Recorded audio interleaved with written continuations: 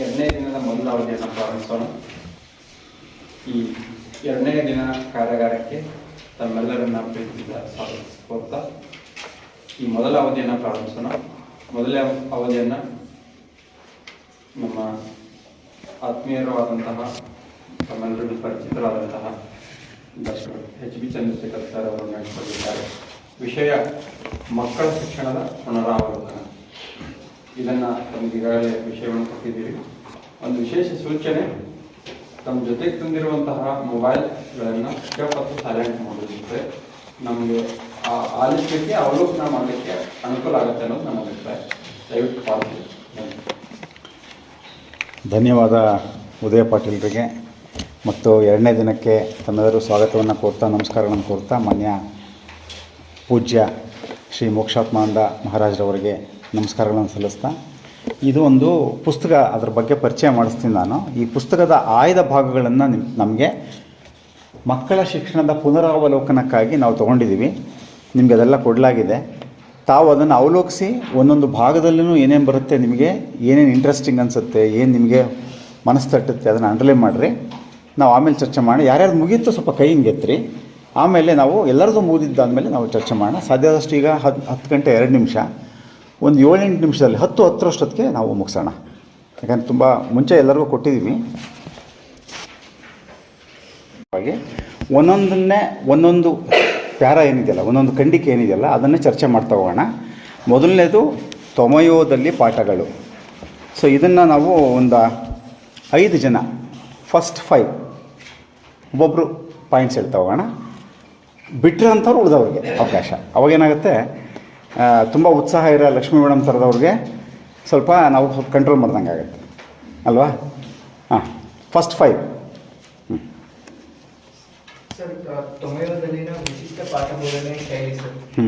ತೊಮಯೋ ಅಂದರೆ ಅದೊಂದು ಶಾಲೆ, ಅದು ಶಾಲೆ. ಹಾಂ ಹಾಂ ಹಾಂ ಹಾಂ.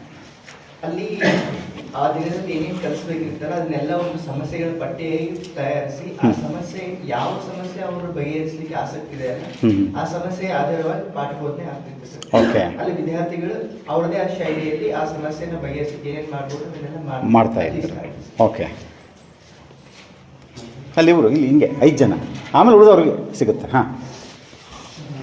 ಎಜುಕೇಷನ್ ಸಿಸ್ಟಮ್ ಯಾವ ಥರ ಟೀಚಿಂಗ್ಸ್ ಇರಬೇಕು ರೀ, ಯಾವ ಮೆಥಡ್ ಫಾಲೋ ಮಾಡೋದ್ರಿಂದ ಯಾವ ಥರ ಆ ಥರ ಇದೆ ಅದರೊಳಗಡೆ. ಹಾಂ ಹಾಂ. ಯಾವ ಥರ ಮೆಥಡ್ ಇದೆ ಇಲ್ಲಿ? ಈಗ ನಾವು ಯಾವ ಥರ ಟೀಚ್ ಮಾಡ್ಬೇಕು ಅನ್ನೋದು ನಾವು ಮುಂಚೆನೇ ತಿಳ್ಕೊಂಡಿದ್ರೆ ನಾವು ಟೀಚ್ ಯಾವ ಮಾಡ್ಬೇಕು ಅನ್ನೋದು ಗೊತ್ತಾಗುತ್ತೆ. ಓಕೆ ಸರ್, ಇಲ್ಲಿ ಒಂದು ವಿಷಯ ಅಂದ್ರೆ ಮಗು ಶಿಕ್ಷಣಕ್ಕೆ ಒತ್ತು ಕೊಟ್ಟಾರೆ. ಹೆಂಗಂದ್ರೆ ಮಕ್ಕಳಿಗೆ ತಮಗಿಷ್ಟವಾದ ವಿಷಯದಿಂದ ಕಲಿಕೆ ಪ್ರಾರಂಭಿಸುವುದು. ಓಕೆ. ಮತ್ತೆ ಇಲ್ಲಿ ಹೆಂಗಂದ್ರೆ ಏನಾದ್ರೂ ಸಮಸ್ಯೆ ಬಂದ್ರೆ ವಿದ್ಯಾರ್ಥಿಗಳ ಅಲ್ಲಿಗೆ ಹೋದ್ರೆ ಆ ಉಪಾಧ್ಯಾಯರು ಬಂದು ವಿದ್ಯಾರ್ಥಿಗಳಿಗೆ ಇಲ್ಲಿ ಆ ಸಮಸ್ಯೆನ ಬಗೆಹರಿಸ್ತಾರೆ. Very good. Okay okay. ಮಕ್ಕಳಿಗೆ ತಮಗೆ ಆಸಕ್ತಿ ಇರ್ತಕ್ಕಂಥ ವಿಷಯದಲ್ಲಿ ಹೆಚ್ಚು ಗಮನ ಹರಿಸುವುದಕ್ಕೂ ಕೂಡ ಇಲ್ಲಿ ಅವಕಾಶ ಇದೆ. ಶಿಕ್ಷಕ ಮತ್ತು ವಿದ್ಯಾರ್ಥಿಗಳ ಚಟುವಟಿಕೆಗೂ ಅಲ್ಲ, ಅದಕ್ಕೂ ಕೂಡ ಒತ್ತಿದೆಯೋ ಅದಕ್ಕೆ ಒತ್ತಿದೆಯೋ? ಅದಕ್ಕೂ ಕೂಡ ಒತ್ತಿದೆ. ಕೂಡನೋ ಅದಕ್ಕೆ ಇದೆಯೋ? ಕೂಡ ಅಂದರೆ ಏನಾಗುತ್ತೆ, ಉಳಿದಿದ್ದಕ್ಕೆಲ್ಲ ಇದೆ. ಪ್ರಧಾನ ಯಾವುದು? ಕೂಡ ಅಂದಾಗ ಇದು ಸ್ವಲ್ಪ ಆಗುತ್ತೆ. ಪ್ರಧಾನ ಯಾವುದು? ಮುಖ್ಯವಾಗಿರೋದು ಯಾವುದು? ಅದಕ್ಕೆ ಒತ್ತಿದೆ ಮತ್ತು ಉಳಿದವಕ್ಕೂ ಒತ್ತಿದೆ. ಓಕೆ. ಹಾಂ. ಸರ್, ಈ ಕಲಿಕೆ ಎಂಬುದು ಸ್ವತಂತ್ರವಾಗಿತ್ತು ಅಂದ್ರೆ ಅವ್ರಿಗೆ ಹೆಂಗೆ ಕಮ್ಮಿ ಮಾಡ್ಬೋದ್ರಿ. ಆಮೇಲೆ ತಾವು ಸ್ವಂತ ಬುದ್ಧಿಯಿಂದ ತಮಗೆ ಆಗುವಷ್ಟು ಚಟುವಟಿಕೆಯನ್ನ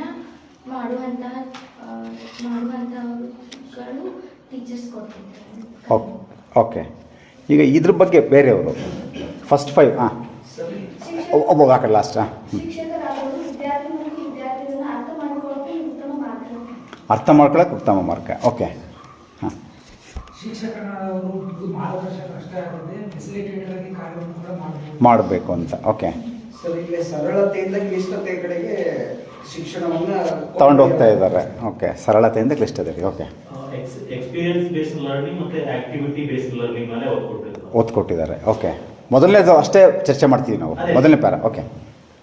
ವಿದ್ಯುತ್ ಬೆಳಕಿನಿಂದ ಅಜ್ಞಾನ ಕಳೆಯುವುದಿಲ್ಲ, ವಿದ್ವತ್ತಿನಿಂದ ಮಾತ್ರ ಅಜ್ಞಾನ ಕಳೆಯಲು ಸಾಧ್ಯ ಅನ್ನೋದು ಆ ಥರ ಇದೆಯಾ? ಅದರೊಳಗಡೆ ಇದೆಯಾ? ಸರಿ. ಓಕೆ. ಆಯ್ತು. ಓಕೆ. ಆಯ್ತು, ನೀವು ಹೇಳಿದ್ರಲ್ಲ. ಆಸಕ್ತಿದಾಯಕ ಕಲಿಕೆಗೆ ಒತ್ತು ನೀಡಲಾಗಿದೆ. ಜೊತೆಗೆ ಶಿಕ್ಷಕ ಮತ್ತು ವಿದ್ಯಾರ್ಥಿಗಳ ಸಂಬಂಧ ಅನ್ಯೋನ್ಯವಾಗಿದೆ. ಅದರ ಜೊತೆಗೆ ಮಗು ತಮಗಿಷ್ಟವಾದ ವಿಷಯವನ್ನು ಕಲಿಯಲು ಸಂತೋಷಕರವಾದ ವಾತಾವರಣವನ್ನು ಓಕೆ, ವೆರಿ ನೈಸ್. ಹಾಂ, ಒಂದು ನಿಮಿಷ ಎಲ್ಲರದ್ದು ಆದಮೇಲೆ ನಿಮಗೆ ಕೊಡ್ತೀನಿ ನಾನು. ಹಾಂ, ಸರಿ, ನಾವು ಯೂಶ್ವಲಿ ಟೀಚರ್ಸ್ ಕ್ಲಾಸಿಗೆ ಹೋದ ತಕ್ಷಣ ಈ ಪಾಠ ಹೇಳೋರಿದ್ದೀವಿ ಅಂತ ಹೇಳಿ ನಮ್ದು ಶುರು ಮಾಡ್ತೀವಿ, ಪಾಠ ಸ್ಟಾರ್ಟ್ ಮಾಡ್ತೀವಿ ಸರ್. ಅಲ್ಲಿ ಬರೀ ಟೀಚಿಂಗ್ ನಮ್ದು ಅಷ್ಟೇ ಇರತ್ತೆ, ಮಕ್ಕಳು ಶಾಂತವಾಗಿ ಕುತ್ಕೊಂಡು ಕೇಳ್ತಾರ. ಬಟ್ ಇಲ್ಲ, ಅಲ್ಲಿ ಕಾನ್ಸೆಪ್ಟ್ ಏನಿರತ್ತಲ್ಲ ಅದನ್ನ ಮಕ್ಕಳು ಓದ್ತಾರೆ ಸರ್ ಫಸ್ಟಿಗೆ. ಅದ್ರೊಳಗೆ ಬರುವಂತ ಎಲ್ಲ ಅಂದ್ರೆ ಅವರಿಗೂ ಅರ್ಥ ಎಷ್ಟದ ಮಟ್ಟಿಗೆ ಅರ್ಥ ಆಗ್ತೈತಿ ಅಷ್ಟು ಅರ್ಥ ಮಾಡ್ಕೊಳ್ತಾರ. ಅದ್ರೊಳಗೆ ಅವ್ರಿಗೆ ಏನ್ ಸಮಸ್ಯೆ ಬರ್ತೈತಿ ಅದನ್ನ ಪಟ್ಟಿ ಮಾಡ್ಕೊಂಡು ಟೀಚರ್ಸ್ ಹತ್ರ ಹೇಳ್ತಾರೆ. ಸೊ ಅವ್ರಿಗೆ ಏನ್ ಇಷ್ಟ ಐತಿ ಕಷ್ಟ ಐತಿ ಅನ್ನೋದು ಕೂಡ ಟೀಚರಿಗೆ ಗೊತ್ತಾಗತ್ತ. ಮತ್ ಮಕ್ಕಳು ಆ ಕಾನ್ಸೆಪ್ಟ್ ಆಲ್ರೆಡಿ ಓದ್ತಾರೆ ಸರ್. ನಾವ್ ಹೇಳ್ಬೇಕಾದ್ರೆ ಅವ್ರಿಗೆ ಅಷ್ಟು ಲಕ್ಷ್ಯ ಇರಲ್ಲ. ಇನ್ವಾಲ್ವ್ಮೆಂಟ್ ಇಬ್ಬರದು ಇರತ್ತಿಲ್ಲಿ. ಆಮೇಲೆ ಟೀಚರಿಗೆ ಮಕ್ಕಳದ್ದು ಯಾವ್ದ್ರಲ್ಲಿ ಇಂಟ್ರೆಸ್ಟ್ ಐತಿ ಯಾವ್ದ್ರಲ್ಲಿ ಇಲ್ಲ, ಅವ್ರಿಗೆ ಎಷ್ಟು ಗೊತ್ತೈತಿ ಗೊತ್ತಿಲ್ಲ ಅನ್ನೋದು ಈ ತರ ಗೊತ್ತಾಗುತ್ತೆ. ಓಕೆ, ಇವರು ಇವಾಗ ನಮ್ಮ ನೀವು ಅದನ್ನು ಮಾಡ್ಬೋದು. ಈಗಿನ ನಮ್ಮ ಶಾಲೆಗಳಿಗೆ ಕಂಪೇರ್ ಮಾಡಿನೂ ಚಿಕ್ಕದಾಗಿ ಹೇಳ್ಬೋದು, ಅದನ್ನು ಮಾಡಿದ್ದಾರೆ ಅವರು. ನಮ್ಮಲ್ಲಿ ನಾವೇನು ಮಾಡ್ತೀವಿ ಅಲ್ಲಿ ಏನಿದೆ ಅಂತ ಹೇಳಿದ್ದಾರೆ ಅವರು. ನೆಕ್ಸ್ಟ್ ಹಾಂ, ಓಕೆ, ಇಲ್ಲ ನಲಿಕಲಿಯಲ್ಲಿದೆ, ಆ ಥರ ಇದೆ, ಫಾರ್ಮಲ್ ಆಗಿದೆ, ಸ್ಟ್ರಕ್ಚರ್ಡ್ ಆಗಿದೆ. ಇಲ್ಲ ಹಂಗಿಲ್ಲ. ಸೊ ನೋಡಿ, ಅವರು ತುಂಬ ನಮ್ಮ ಇಡೀ ಶಾಲೆಗೆ ಇದಕ್ಕೆ ಹೋಗಿದ್ದಾರೆ. Very nice. ಹಾಂ, ವ್ಯರ್ಥ ಆಗದೇ ಇರೋ ರೀತಿಯಲ್ಲಿ ಯಾವ ಥರ ಅದು?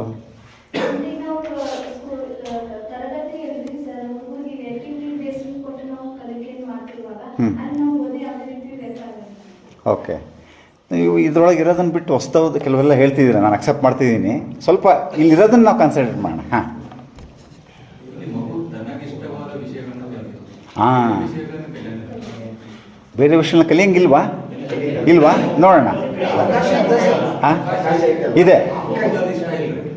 ಮಗು ಕಲಿಯಲ್ವಾ? ಇಷ್ಟ ಇಲ್ದಿರೋ ವಿಷಯ ಕಲಿಯೋದೇ ಇಲ್ವಾ? ಇಲ್ಲಿ ಕಲಿಯೋದೇ ಇಲ್ಲ. ಓಕೆ, ನೋಡೋಣ. ಇಲ್ಲ, ಅವ್ರ ಪ್ರಕಾರ ನೋಡೋಣ. ಹಾಂ, ಮಕ್ಕಳಿಗೆ ಸ್ವಾತಂತ್ರ್ಯ ಇದೆ. Very nice.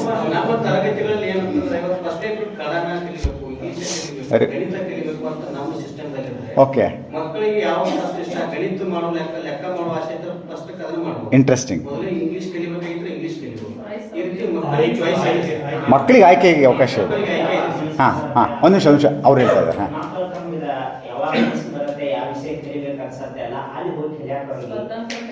ಸ್ವತಂತ್ರ ಕಲಿಕೆಗೆ ಅವಕಾಶ ಇದೆ.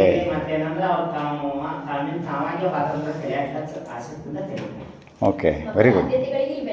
ಒಂದು ನಿಮಿಷ ಅವ್ರಿಗೆ ಮತ್ತೆ ಇಲ್ಲಿ ವೆಯ್ಟ್ ಮಾಡ್ತಿದ್ದಾರೆ. ಅಮೆರಿಕಾದಲ್ಲಿ ಕೂಡ ಮಾಡ್ತಾ ಇರುವಂತ ಒಂದು ಪದ್ಧತಿ.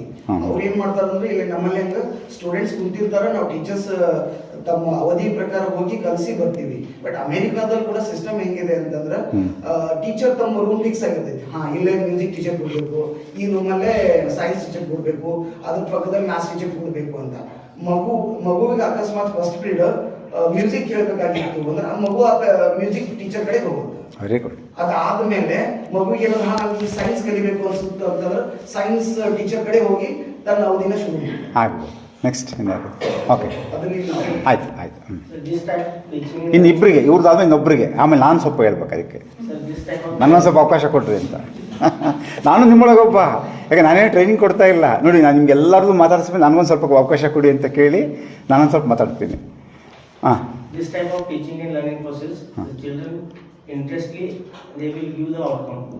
ಓಕೆ, ಆಸಕ್ತಿಯಿಂದ ಅಲ್ಲಿ ನಮಗೆ ಕಲಿಕಾ ಫಲ ಸಿಕ್ಕುತ್ತೆ ಅಂತ. Very nice, very nice. ಹಾಂ, ಮಕ್ಕಳಿಗೆ ಆಸಕ್ತಿಗೆ ಅನುಗುಣವಾಗಿ ಕೆಲಸ ಮಾಡಲು ಸಹಾಯ, ಆಸಕ್ತಿಗೆ ಅನುಗುಣವಾಗಿ ಅವರು ಕಲೀಲಿಕ್ಕೆ ಸಹಾಯ ಆಗಿದೆ. Very good. ಈಗ ನಾನು ಹೇಳ್ಬೋದಾ? ನೀವು ಹೇಳಿದ್ರೆ ನನಗೆ ಅವಕಾಶ ಆಗಲ್ಲ. ಆಯಿತು, ಹೇಳಿ. ಲಾಸ್ಟ್, ಮಕ್ಕಳ ಆಲೋಚನೆಗೆ. ಓಕೆ, ಮಕ್ಕಳ ಆಲೋಚನೆಗೆ ಅವಕಾಶ. Very good. ನೋಡಿ, ಇಲ್ಲಿ ನಾನೊಂದು 2-3 ಪಾಯಿಂಟ್ ಎಲ್ಲ ಹೇಳಿದಿರಿ. ತುಂಬ ಚೆನ್ನಾಗಿ ನೀವೆಲ್ಲ ಸೂಕ್ಷ್ಮವಾಗಿ ಅವಲೋಕನ ಮಾಡಿದಿರಿ. ಕೆಲವರು ನಮ್ಮ ಶಾಲೆಗಳ ಪರಿಸ್ಥಿತಿನೂ ಸಹ ಅದು ಬಹಳ ಮುಖ್ಯವಾಗಿರೋದು. ಇಲ್ಲಿ ಹೇಗಿದೆ, ನಮ್ಮಲ್ಲಿ ಹೇಗಿದೆ ಅಂತ ನೋಡಿ. ಇಲ್ಲಿ ಮೊದಲು ಏನು ಅಂತ ಹೇಳಿದ್ರೆ, ಅವರು ಪಟ್ಟಿ ಮಾಡ್ತಾರೆ ಫಸ್ಟು. ಯಾರು ಟೀಚರ್ ಬಂದಮೇಲೆ ಇವತ್ತು ನಾವು ಏನೇನು ಕಲಿಬಹುದು ಅಂತ ಅವರು ಲಿಸ್ಟ್ ಮಾಡ್ತಾರೆ. ಲಿಸ್ಟ್ ಮಾಡಿ ಚರ್ಚೆ ಮಾಡ್ತಾರೆ ಅವರು. ಯಾರ ಹತ್ರ? ಮಕ್ಕಳ ಹತ್ರ. ಇವತ್ತು ಏನೇನು ಕಲಿಬೇಕು ಅಂತ ಟೀಚರೇ ಡಿಸೈಡ್ ಮಾಡ್ತಾರೆ ಫಸ್ಟು. ಅದೇನು ಇದು ಮಾಡಲ್ಲ ನೋಡಿ, ಏನೇನು ಕಲಿಬೇಕು ಇವತ್ತು ಅಂತ. ಯಾಕಂದರೆ ಟೀಚರ್ ಫೆಸಿಲಿಟೇಟ್ ಮಾಡಬೇಕಲ್ವಾ, ಎಲ್ಲ ಮಕ್ಕಳಿಗೆ ಏನು ಪೂರ್ತಿಯಾಗಿ ಅವರೆಲ್ಲ ಏನೇನು ಕಲಿಬೇಕು ಅಂತ ಗೊತ್ತಾಗಲ್ಲ. ಅದು ಮಾಡಿ ಆಮೇಲೆ ಕೇಳ್ತಾರೆ ಅವರು, ನಿಮ್ಗೆ ಯಾವ್ದು ಇಷ್ಟನೋ ಅಲ್ಲಿಂದ ಪ್ರಾರಂಭಿಸೋಣ. ಅವಾಗೇನು ಅಂತ ಹೇಳಿದ್ರೆ ಈ ರೀತಿಯ ಕಲಿಯುವ ಬಗೆಯಿಂದ ಮಕ್ಕಳಿಗೆ ಬೆಳೀತಾ ಹೋದಂತೆ ಅವರ ನಿಜವಾದ ಆಸಕ್ತಿ ಜೊತೆ ಅಂದರೆ ಈ ರೀತಿ ಕೊಟ್ಟಾಗ ಏನಾಗುತ್ತೆ ಅವ್ರಿಗೆ ಯಾವುದು ಆಸಕ್ತಿ ಇದೆ ಏನು ಅಂತ ಕೊಟ್ಟಾಗ ಅವರ ಆಸಕ್ತಿಗಳ ಜೊತೆ ಅವರ ಆಲೋಚನಾ ಕ್ರಮ ಮತ್ತು ವ್ಯಕ್ತಿತ್ವನೂ ಸಹ ಅರ್ಥ ಮಾಡ್ಕೋಬೋದು. ಯಾರಿಗೆ? ಶಿಕ್ಷಕರು. ಇವನಿಗೆ ಏನಿಷ್ಟ, ಯಾವ ಮಗುಗೆ ಏನಿಷ್ಟ. ಇವಾಗ ನನಗೆ ಮ್ಯೂಸಿಕ್ ಇಷ್ಟ ಅಂತ ಹೇಳಿದ್ರೆ ನನಗೆ ಮ್ಯೂಸಿಕ್ ಕಲೀಲಿಕ್ಕೆ ಆಸಕ್ತಿ ಇದೆ ಅಂತ ಶಿಕ್ಷಕರಿಗೆ ಗೊತ್ತಾಗುತ್ತೆ. ಈಗಿನ ನಮ್ಮ ಸಿಸ್ಟಮಲ್ಲಿ ಯಾರಿಗೇನಿಷ್ಟ ಅಂತ ಗೊತ್ತಾಗಲ್ಲ. ಒಂದು. ಎರಡನೇದು, ಇಲ್ಲಿ ಒಬ್ಬೇ ಟೀಚರು ಎಲ್ಲ ವಿಷಯಗಳನ್ನು ಇಲ್ಲಿ ಕಲಿಸ್ತಾ ಇದ್ದಾರೆ. ಇಲ್ಲಿ ಅದನ್ನು ನಾವು ಅರ್ಥ ಮಾಡ್ಕೋಬೋದು. ಪ್ರಾಥಮಿಕ ಶಾಲೆ ಅಲ್ಲ, ಕಿರಿಯ ಪ್ರಾಥಮಿಕ ಅಲ್ವಾ, ಒಬ್ಬರೇ ಶಿಕ್ಷಕರು ಎಲ್ಲ ವಿಷಯಗಳನ್ನು ಅಲ್ಲಿ ಕಲಿಸ್ತಾ ಇದ್ದಾರೆ. ಆಮೇಲೆ ಏನಾಗುತ್ತೆ ಅಂತ ಹೇಳಿದ್ರೆ ತಮಗಿಷ್ಟವಾದ ವಿಷಯದಿಂದ ಕಲಿಕೆ ಪ್ರಾರಂಭಿಸುವುದು ತುಂಬ ಖುಷಿ ಕೊಡ್ತಾ ಇತ್ತು. ಬೆಳಗ್ಗೆ ಬರ್ತಿದ್ದಾಗೇ ಅವ್ರಿಗೆ ಯಾವುದು ಇಷ್ಟನೋ ಆದ್ದರಿಂದ ಅವರು ಕಲೀಲಿಕ್ಕೆ ಖುಷಿ ಕೊಡ್ತಿತ್ತು. ತಮಗಿಷ್ಟವಿಲ್ಲದ ವಿಷಯಗಳನ್ನು ತಮಗೆ ಮನಸ್ಸು ಬಂದಾಗ ಸಾಧ್ಯವಿದ್ದಾಗ ಕಲಿಯಬಹುದಾಗಿತ್ತು. ನಿಧಾನವಾಗಿ ಕಲಿಬೋದು. ಅದೇನು ಬಿಡ್ತಿರಲಿಲ್ಲ ಅದನ್ನು. ನೀವು ಯಾರೋ ಒಬ್ರು ಹೇಳಿದರೆ ಅವ್ರಿಗೆ ಇಷ್ಟ ಇಲ್ಲ ಅಂತ ಹೇಳಿದ್ರೆ ಅವ್ರು ಕಲಿಯೋವಾಗಿಲ್ಲ, ಹಾಗೇನಿಲ್ಲ. ಅವ್ರಿಗೆ ಯಾವಾಗ ಅವಕಾಶ ಆಗುತ್ತೆ ಅವ್ರಿಗೂ ಅದನ್ನು ಪ್ರೇರೇಪಣೆ ಕೊಟ್ಟು ಕಲಿಸೋಂಥ ಕ್ರಮ ಇತ್ತು. ಇದು ಏನು ಅಂತ ಹೇಳಿದ್ರೆ ಕಲಿಕೆ ಎಂಬುದು ಬಹುಪಾಲು ಸ್ವತಂತ್ರವಾಗಿದ್ದು. ನೋಡಿ, ಇದು ಇಂಡಿಪೆಂಡೆಂಟ್ ಕಲಿಕೆ ಅನ್ನೋದೇನಿಲ್ಲಿ ಸ್ವತಂತ್ರವಾಗಿದೆ. ನನಗೇನು ಬೇಕೋ ನಾನು ಕಲಿಯೋಕ್ಕೆ ನನಗೆ ಸ್ವಾತಂತ್ರ್ಯ ಇದೆ. ಇದೇನೋ ಶಿಕ್ಷಕರು ಒಂದು ವೇಳಾಪಟ್ಟಿ ಮಾಡಿದ್ದಾರೆ ವರ್ಷದ ಪ್ರಾರಂಭದಲ್ಲಿ, ಅದಕ್ಕೆ ನಾವು ಜೋತು ಬೀಳಬೇಕು ಪ್ರತಿ ದಿವಸ ಅಂತ ಇಲ್ಲ. ಅಲ್ಲಿ ಒಂದು ಫ್ಲೆಕ್ಸಿಬಿಲಿಟಿ ಇದೆ. ಮಕ್ಕಳು ತಮಗೆ ಅವಶ್ಯವಿದ್ದಾಗ ಉಪಾಧ್ಯಾಯರಿಗೆ ಹೋಗಿ ನೋಡ್ಬೋದಿತ್ತು. ಅದು ನೋಡಿ, ಅಲ್ಲೇ ಕೂತಿರ್ತಾರವರು, ಅಲ್ಲಿ ಹೋಗಿ ಅವರು ಕೇಳ್ಬೋದಿತ್ತು. ಇಲ್ಲ ಉಪಾಧ್ಯಾಯರೇ ನೀವು ಹೇಳಿದ್ದೀರ ಅದನ್ನು, ಅಲ್ಲೇ ಹೋಗ್ಬಿಟ್ಟು ಅವ್ರಿಗೆ ಅರ್ಥ ಆಗುವವರೆಗೂ ಹೇಳ್ಕೊಡ್ತಾಯಿದ್ರು. ಸೊ ಇಂತಹ ಅನಂತರ ಮಕ್ಕಳಿಗೆ ಸ್ವತಃ ಕೆಲಸ ಮಾಡಲಿಕ್ಕೆ ಸಾಧ್ಯವಾಗದಂತಹ ಚಟುವಟಿಕೆಗಳನ್ನು ಕೊಡ್ತಿದ್ರು. ಅಂದರೆ ಕೊನೆಗೆ ಚಾಲೆಂಜಿಂಗ್ ಆಗಿರೋಂಥದ್ದನ್ನು ಕೊಡ್ತಾಯಿದ್ರು ಅವರು. ಮಾಡೋಕ್ಕಾಗದೇ ಇರೋಂಥದ್ದು, ಮಾಡೋಕ್ಕಾಗೋದನ್ನ ಎಲ್ಲ ಫಸ್ಟ್ ಕಲಿಯೋರು ಅವರು. ಮಾಡೋಕ್ಕಾಗದೇ ಇರೋದನ್ನ ಆಮೇಲೆ ಕೊಡೋರು. ಸುಮ್ಮನೆ ಏನಪ್ಪ ಬರೀ ಗೊತ್ತಿರೋದಷ್ಟೇ ಇಷ್ಟ ಇರೋದಷ್ಟೇ ಕಲಿಸ್ತಾರೆ ಅಂತಲ್ಲ. ಅಂದರೆ ಚಾಲೆಂಜಿಂಗ್ ಹೇಗೆ ಅಂತ ಹೇಳಿದ್ರೆ ಮಕ್ಕಳಿಗೆ ಕಲಿಕೆ ಯಾವಾಗ ಆಸಕ್ತಿ ಬರುತ್ತೆ ಅಂದರೆ ತುಂಬ ನಿರುತ್ಸಾಹ ಆದ್ರೂ ಕಲಿಕೆ ಆಸಕ್ತಿ ಬರಲ್ಲ, ತುಂಬ ಸುಲಭ ಆದರೂ ಆಸಕ್ತಿ ಬರಲ್ಲ, ತುಂಬ ಕಠಿಣ ಆದರೂ ಬರಲ್ಲ. ಮಧ್ಯಮ ಮಟ್ಟದಲ್ಲಿರ್ಬೇಕಾಗತ್ತೆ. ಮೀಡಿಯಮ್ ಚಾಲೆಂಜ್ ಇದ್ದಾಗ ಏನಾಗುತ್ತೆ ಮಕ್ಕಳಿಗೆ ಟ್ರೈ ಮಾಡಲಿಕ್ಕೆ ಅನುಕೂಲ ಆಗುತ್ತೆ. ನನಗೆ ಮೀಡಿಯಮ್ ಇರೋದು ನಿಮಗೆ ಸುಲಭ ಇರಬಹುದು, ನನಗೆ ತುಂಬ ಸವಾಲಿಂದಾಗಿರೋದು ನಿಮಗೆ ಸುಲಭ ಇರಬಹುದು. ಸೊ ಆ ಥರ ಒಬ್ಬೊಬ್ಬರಿಗೂ ಒಂದು ರೀತಿ ಇರುತ್ತೆ. ಇದನ್ನು ಅವರು ಇದು ಮಾಡಿದ್ದಾರೆ. ಸೊ ಇದು ಒಂದು ರೀತಿಯಲ್ಲಿ ನಮ್ಮ ಶಾಲೆಗಳಿಗೆ ಅದನ್ನು ಕಂಪೇರ್ ಮಾಡಿದಾಗ, ಹೋಲಿಕೆ ಮಾಡಿದಾಗ ನಮ್ಮ ಶಾಲೆಗಳಲ್ಲಿ ಒಂದು ಈ ಫ್ಲೆಕ್ಸಿಬಿಲಿಟಿ ಅನ್ನೋದಿಲ್ಲ. ನಾವೆಲ್ಲ ಡಿಸೈಡ್ ಮಾಡ್ತೀವಿ ಇದನ್ನು ಕಲಿತೇ ಬಿಡಬೇಕು, ಹೀಗೆ ಕಲಿಬೇಕು, ಇವಾಗಲೇ ಕಲಿಬೇಕು. ಕಲಿಕೆ ಅನ್ನೋದು ಈ ರೀತಿ ಮಾಡಿದಾಗ ಅದಾಗೋಗ್ಬಿಡುತ್ತೆ ಅನ್ನುವಂತಹ ಒಂದು ಸಿದ್ಧ ಸೂತ್ರಗಳನ್ನು ನಾವು ಇಟ್ಕೊಂಡು ಕಲಿಸೋದ್ರಿಂದ ನೀವು ನೋಡ್ಬೋದು ಮಕ್ಕಳು ನಿರುತ್ಸಾಹಿಗಳಾಗಿರ್ತಾರೆ. ಯಾಕೆ ನಿರುತ್ಸಾಹಿಗಳಾಗಿರ್ತಾರೆ? ಅವ್ರನ್ನ ಏನು ಬಂದಾಗ ಏನು ಇಷ್ಟಪ್ಪ ನಿನಗೆ, ಏನು ಕಲಿತೀಯ ನೀನು, ನಾವೇನು ಮಾತನಾಡ್ಸಲ್ಲ ಅವ್ರಿಗೆ. ಮೂಡ್ ಆಫ್ ಮೊದಲಿಗೆ ಬರ್ತಿದ್ದಂಗೆ ಮೂಡ್ ಆಫ್ ಆಗಿರುತ್ತೆ. ಅಲ್ಲಿ ಏನು ಪ್ರೇಯರಲ್ಲೇ ಏನಾದರೂ ಬೈದರೆ ಅಲ್ಲಿ ಅವಮಾನ ಆಗಿರುತ್ತೆ. ಇನ್ನೊಂದೇನೋ ಅಲ್ಲಿ ಶಾಲೆಗೆ ಬರೋ ಅಷ್ಟೊತ್ತಿಗೆ, ಕ್ಲಾಸ್ ರೂಮಿಗೆ ಬರೋ ಅಷ್ಟೊತ್ತಿಗೆ ಅವ್ರಿಗೆ ಒಂದು ಡಿಮೋಟಿವೇಶನ್ ಅಥವಾ ಮೋಟಿವೇಶನ್ ಇರಲ್ಲ. ಎಲ್ಲೋ ಕೆಲವರಿಗೆ ಮೋಟಿವೇಶನ್ ಇರುತ್ತೆ. ಅವಾಗ ಅವ್ರು ಅಷ್ಟೇ ಸ್ಟಾರ್ಸ್ ಥರ ಇರ್ತಾರೆ, ಹೊಳಿತಾ ಇರ್ತಾರೆ. ಅವರು ಒಂದು ತರಗತಿಯಲ್ಲಿ ಒಂದು 7-8 ಜನ ಹೊಳಿತಾ ಇರ್ತಾರೆ. ಉಳಿದವರೆಲ್ಲ ಸ್ವಲ್ಪ ಮಂಕಾಗಿರ್ತಾರೆ, ಇನ್ನೊಂದು ಸ್ವಲ್ಪ ಪೂರ್ತಿ ಮಂಕಾಗಿರ್ತಾರೆ, ಇನ್ನೊಂದು ಸ್ವಲ್ಪ ಪೂರ್ತಿ ಕಳೆದೇ ಹೋಗಿರ್ತಾರೆ ಇನ್ನು ಕೆಲವರು. ಸೊ ನಮ್ಮ ತರಗತಿ ಇರೋದು ತುಂಬ ಚೆನ್ನಾಗಿ ಹೊಳಿತಾರಲ್ಲ, ಅವ್ರಿಗಷ್ಟೇ ಅಲ್ಲ ನಮ್ಮ ಶಾಲೆ ಇರೋದು, ಎಲ್ಲರಿಗೂ ಇರೋ ಅಂಥದ್ದು. ಅದನ್ನು ಇಲ್ಲಿ ಆಗಿದೆ. ಎರಡನೇದಕ್ಕೆ ಹೋಗೋಣ ಇವಾಗ. ತಿರುಗಾಟನ 5 ಜನ ಇಲ್ಲಿಂದ ಮೇಡಮ್, ನಿಮ್ಮಿಂದ 1 2 3 4 5 ಫಸ್ಟ್ 5 ನೀವು, ಆಮೇಲೆ ಉಳಿದವರು. ಕ್ಲಾಸ್ ಟೀಚಿಂಗ್ ಮಾಡೋದಕ್ಕೆ ಹೊರಗಡೆ ಕರ್ಕೊಂಡು ಹೋದಾಗ ಪ್ರಾಕ್ಟಿಕಲಿ ನಾಲೆಜ್ ಚೆನ್ನಾಗಿ ಸಿಗತ್ತೆ ಮಕ್ಕಳಿಗೆ. ಅಲ್ಲ, ಇಲ್ಲಿ ಏನಾಗಿದೆ ಹೇಳ್ಬೇಕು, ಇಲ್ಲಿ ಜನರಲ್ ಆಗಿ ಹೇಳ್ಬೇಡ್ರಿ. ಇಲ್ಲಿ ಫಸ್ಟ್ ಇದನ್ನ ಇಟ್ಕೊಂಡು ಚರ್ಚೆ ಮಾಡೋಣ. ಅಂದ್ರೆ ಅವರು ಹೂದೋಟಕ್ಕೆ ಕರ್ಕೊಂಡು ಹೋಗಿರ್ತಾರೆ ಸರ್. ಅಲ್ಲಿ ಇವಾಗ ನಾವು ಶಾಲೆನಲ್ಲಿ ಇಟ್ಕೊಂಡು ಉದಿದ ಪರಾಗ ಸ್ಪರ್ಶ, ಇದು ಶಲಾಕ್ಷರ ಇದೆಲ್ಲ ಹೇಳಿದಾಗ ಅರ್ಥ ಆಗೋದಕ್ಕಿಂತ ಅಲ್ಲಿ ಕರ್ಕೊಂಡು ಹೋಗಿ ಅವ್ರಿಗೆ ಪ್ರಾಕ್ಟಿಕಲಿ ತೋರಿಸಿ ಹೇಳಿದಾಗ ಅದು ಅವ್ರ ಮೆಮರಿಯಲ್ಲಿ. ಸೊ ಇಲ್ಲಿ ಸುಮ್ಮನೆ ನಿಮಗೆ ಕರ್ಕೊಂಡೋಗಿ ಕಲಿಸ್ಬೇಕಂತಾನೆ ಕರ್ಕೊಂಡು ಹೋಗಿದಾರಾ, ಸುಮ್ಮನೆ ಕರ್ಕೊಂಡು ಹೋಗಿದಾರಾ? ಅಲ್ಲ ಇವಾಗ ಅಲ್ಲ, ಇಲ್ಲೇನಾಗಿದೆ ಏನು ಗೊತ್ತಾ, ದಯಮಾಡಿ ನಿಮಗೆ ನಮ್ಮ ಮನವಿ ಇಷ್ಟೇ, ಏನು ಆಗಬೇಕು ಅಂತ ಹೇಳೋದು ಬೇಡ. ನಾವು ಇಲ್ಲೇನಿದೆ ಅದ್ರ ಬಗ್ಗೆ ಚರ್ಚೆ ಮಾಡೋಣ. ನಾವು ಒಂದು ಸೆಕೆಂಡ್, ನಾವೆಲ್ಲ ಏನು ಮಾಡ್ತೀವಿ ಅಂದರೆ ಮೊದಲನೇ ಭಾಗದಲ್ಲೂ ನಾವು ಚರ್ಚೆ ಮಾಡ್ಬೇಕಾದ್ರೆ ನಮ್ಮೊಳಗಿನ ವಿಚಾರ ತರ್ತೀವಿ ನಾವು, ಇಲ್ಲಿರೋದೇ ಇಲ್ಲ ಅದು. ಅಬ್ಸರ್ವ್ ಮಾಡೋಕೆ ಮೇಡಮ್ ಏನು ಹೇಳ್ತಾ ಇದ್ರು, ಇನ್ನೊಬ್ರು ಏನೋ ಹೇಳ್ತಾ ಇದ್ರು, ಇಲ್ಲಿರೋದೇ ಇಲ್ಲ, ಅದನ್ನು ನಮ್ದೇನೋ ಹೇಳ್ತೀವಿ ನಾವು ಯಾವಾಗಲೂ ನಮ್ಮೊಳಗೆ ಅದಿರುತ್ತೆ, ಅದನ್ನು ನಾವು ಭಾಳ ಕಂಟ್ರೋಲ್ ಮಾಡಬೇಕು. ನಮ್ಮೊಳಗೆ ಏನೋ ಇರುತ್ತೆ ಅದನ್ನು ಎಸ್ಟಾಬ್ಲಿಷ್ ಮಾಡೋಕೆ ಹೋಗ್ತೀವಿ ನಾವು, ಅಲ್ಲಿಗೆ ಕಲಿಕೆ ಆಗಲ್ಲ. ಇಲ್ಲೇನಿದೆ ನಾವು ಓಪನ್ ಐಸಲ್ಲಿ ನೋಡೋಣ, ಗ್ರಹಿಕೆ ಮಾಡೋಣ, ಆಮೇಲೆ ಚರ್ಚೆ ಮಾಡೋಣ. ಮೇಡಮ್ಗೆ ಏನಿದೆ ಮನಸ್ಸಿನೊಳಗೆ ಅಂದರೆ ಒಳಗೆ ಕರ್ಕೊಂಡು ಹೋದರೆ ಕಲಿಕೆ ಆಗುತ್ತೆ ಅಲ್ಲಿಗೆ ಅಂತ, ಹಂಗಿಲ್ಲ ಇಲ್ಲಿ ಅಲ್ವಾ. ಆಯಿತು, ಎರಡನೇದು ಸರ್ ನಿಮ್ಮದು. ಹಾಂ, ಅವ್ರು ಯಾವ ವಿಷಯ ಕಲಿಸಿದ್ವಿ, ಏನು ಕಲಿಸಿದ್ವಿ ಅನ್ನೋಂಥದ್ದು ಮಕ್ಕಳಿಗೂ ಗೊತ್ತಾಗೋದಿಲ್ಲ, ಆಟೋಮೆಟಿಕ್ ಆಗಿ ಅದನ್ನ ಕಲಿಸ್ಬಿಟ್ಟಿರ್ತಾರೆ ಮೇಡಮ್, ಕಲ್ತು ಬಿಟ್ಟಿರ್ತಾರಲ್ಲಿ. ಓಕೆ. ಹಾಂ. ಎಲ್ಲ ವಿಷಯಗಳನ್ನು ಕಲ್ತ್ಕೊಂಡಿರ್ತಾರೆ. ಅಂದರೆ ಸಹಜವಾಗಿ ಅಲ್ಲಿ ಹೊರಗಡೆ ಹೋದಾಗ ಕಲಿಕೆ ಆಗುತ್ತೆ. ಎಕ್ಸಲೆಂಟ್. ಹಾಂ, ಎಕ್ಸ್ಪೀರಿಯನ್ಸ್ ಲರ್ನಿಂಗ್ ಅನುಭವಾತ್ಮಕವಾದ ಒಂದು ಕೊಡಲಾಗಿದೆ. ಓಕೆ. ಹಾಂ, for one of the classroom. Bore ಹೊಡಿದು. So naturally they are walking. By that time they are seeing all these things and they are real ಆಗುತ್ತೆ ಅಂತ. ಅವ್ರನ್ನ ಕ್ಲಾಸ್ ರೂಮಿಂದ ಆಚೆ ಕರ್ಕೊಂಡು ಬಂದಾಗ ಒಂದು ಸ್ವಲ್ಪ ಮನಸ್ಸನ್ನ ಹಗುರ ಮಾಡಿಸಿ ನಂತರ ನಾವು ಅಲ್ಲಿ ಸ್ಪರ್ಶ ಮಾಡಿ ಇರುವಂತ ಒಂದು ಕೆಲಸ ಮಾಡಿದ್ದಾರೆ. ಓಕೆ. ಹಗುರ ಮಾಡಿಸ್ಲಿಕ್ಕೆ ಹೊರಗಡೆ ಕರ್ಕೊಂಡು ಹೋಗಿದ್ದಾರೆ. Okay, very nice. ಇನ್ನು ಉಳಿದಿರೋರು ಒಂದು 5-6 ಜನ, ಭಾಳ ತುಂಬ ಜನ ಬೇಡ, 5-6 ಜನ. ಯಾರು ಸರಿ ಹೇಳಿಲ್ಲ? ಹಾಂ, ಹೇಳಿ ಸರ್. ಮನಸ್ಸು ಹೊರಗಡೆ ಹದಗೊಂಡ್ರಿ. ಓಕೆ. ಹಾಂ, ನೀವು ಹೇಳಿ. ಹಾಂ, ಖುಷಿ ಇರ್ತಾರೆ. ಎಸ್, ತುಂಬ ಚೆನ್ನಾಗಿರುತ್ತೆ. ಹಾಂ, ವೆರಿ ನೈಸ್. ಹ್ಞೂ. ಸ್ವಲ್ಪ ಹಾಗೇನೆ ನೀವು ರಿಫ್ಲೆಕ್ಷನ್ ಮಾಡೋರು ನಮ್ಮ ಶಾಲೆಗಳಲ್ಲಿ ಏನಿದೆ ಅದನ್ನು ಹೇಳ್ಬೋದು. ನನ್ನ ಕ್ಲಾಸ್ ಇವಾಗ ಅಂದರೆ ನೀವು ಪಾಠ ಮಾಡ್ತಿದ್ದೀರಿ, ನಾವು ಮಾಡ್ತಿದ್ದೀವಾ ಇಲ್ವಾ, ಇದು ಕನೆಕ್ಟ್ ಮಾಡಿಬಿಡಿ ಸ್ವಲ್ಪ. ಹಾಂ ಹಾಂ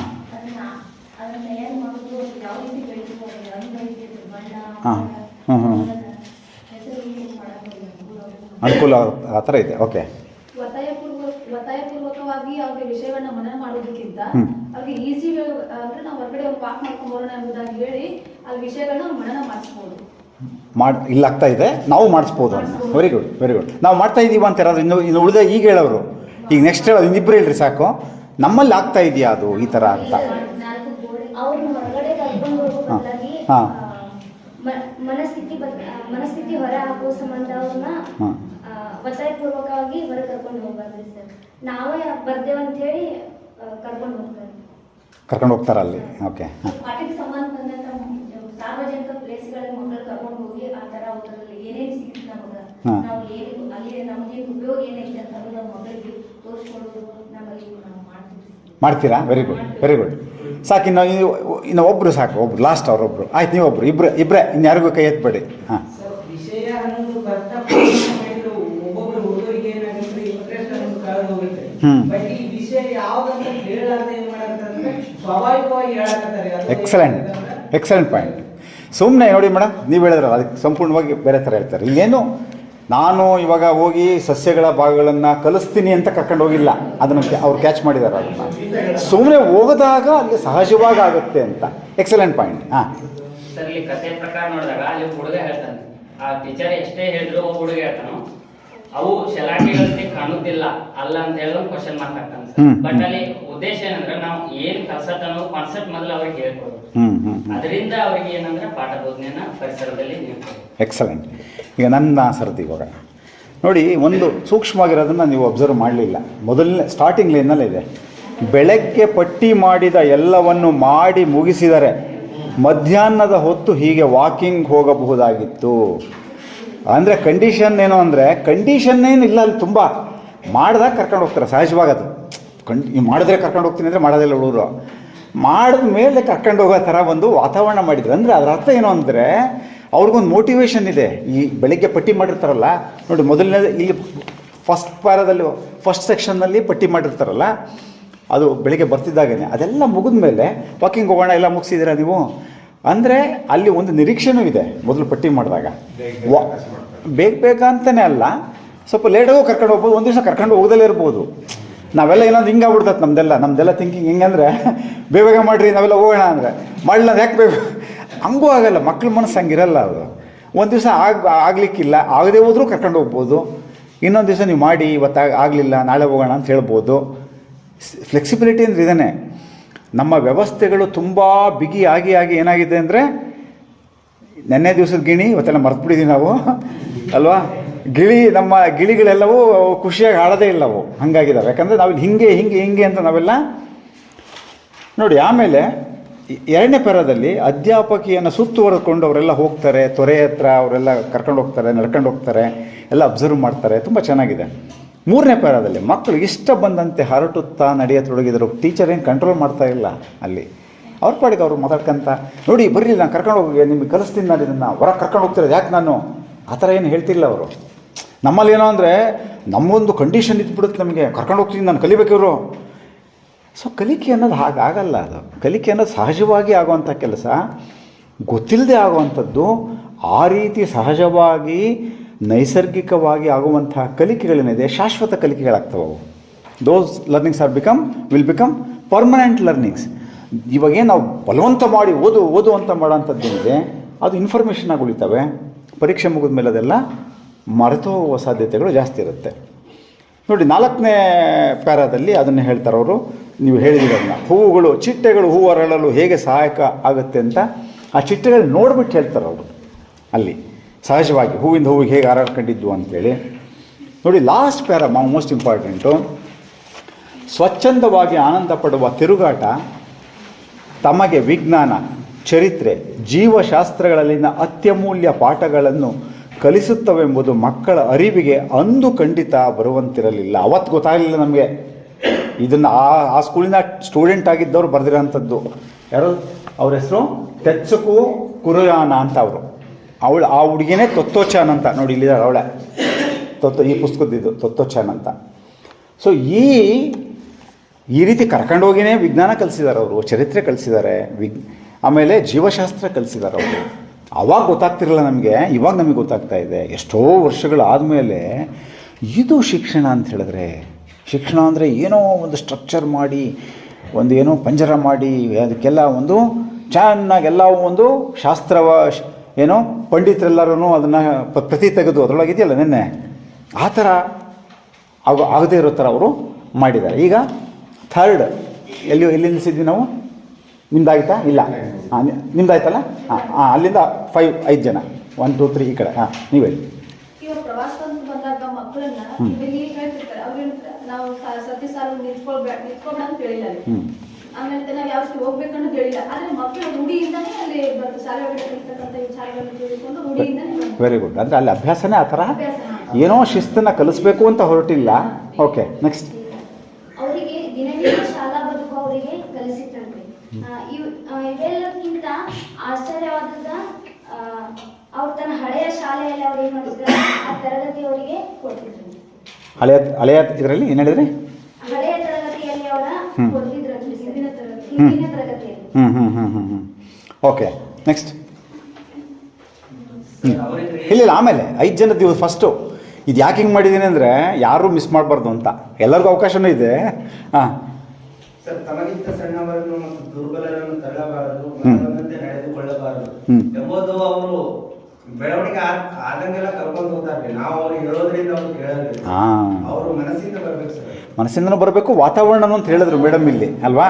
ವಾತಾವರಣನೂ ಆ ಥರ ಕ್ರಿಯೇಟ್ ಮಾಡಿದಾಗ ಸಹಜವಾಗಿ ಅದು ಬರುತ್ತೆ ಅನ್ನೋದನ್ನು ಹೇಳಿದ್ದಾರೆ ಇಲ್ಲಿ. ನೆಕ್ಸ್ಟ್. ಮಗು ಸ್ಟೂಡೆಂಟ್.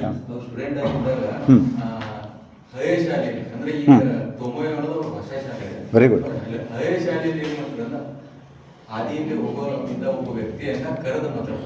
ಇವಳು ನೀವು ಓದಿದ್ರಿ ಪುಸ್ತಕ? ಇಲ್ಲ, ಇಲ್ಲಿದೆ. Okay, very good. Very good.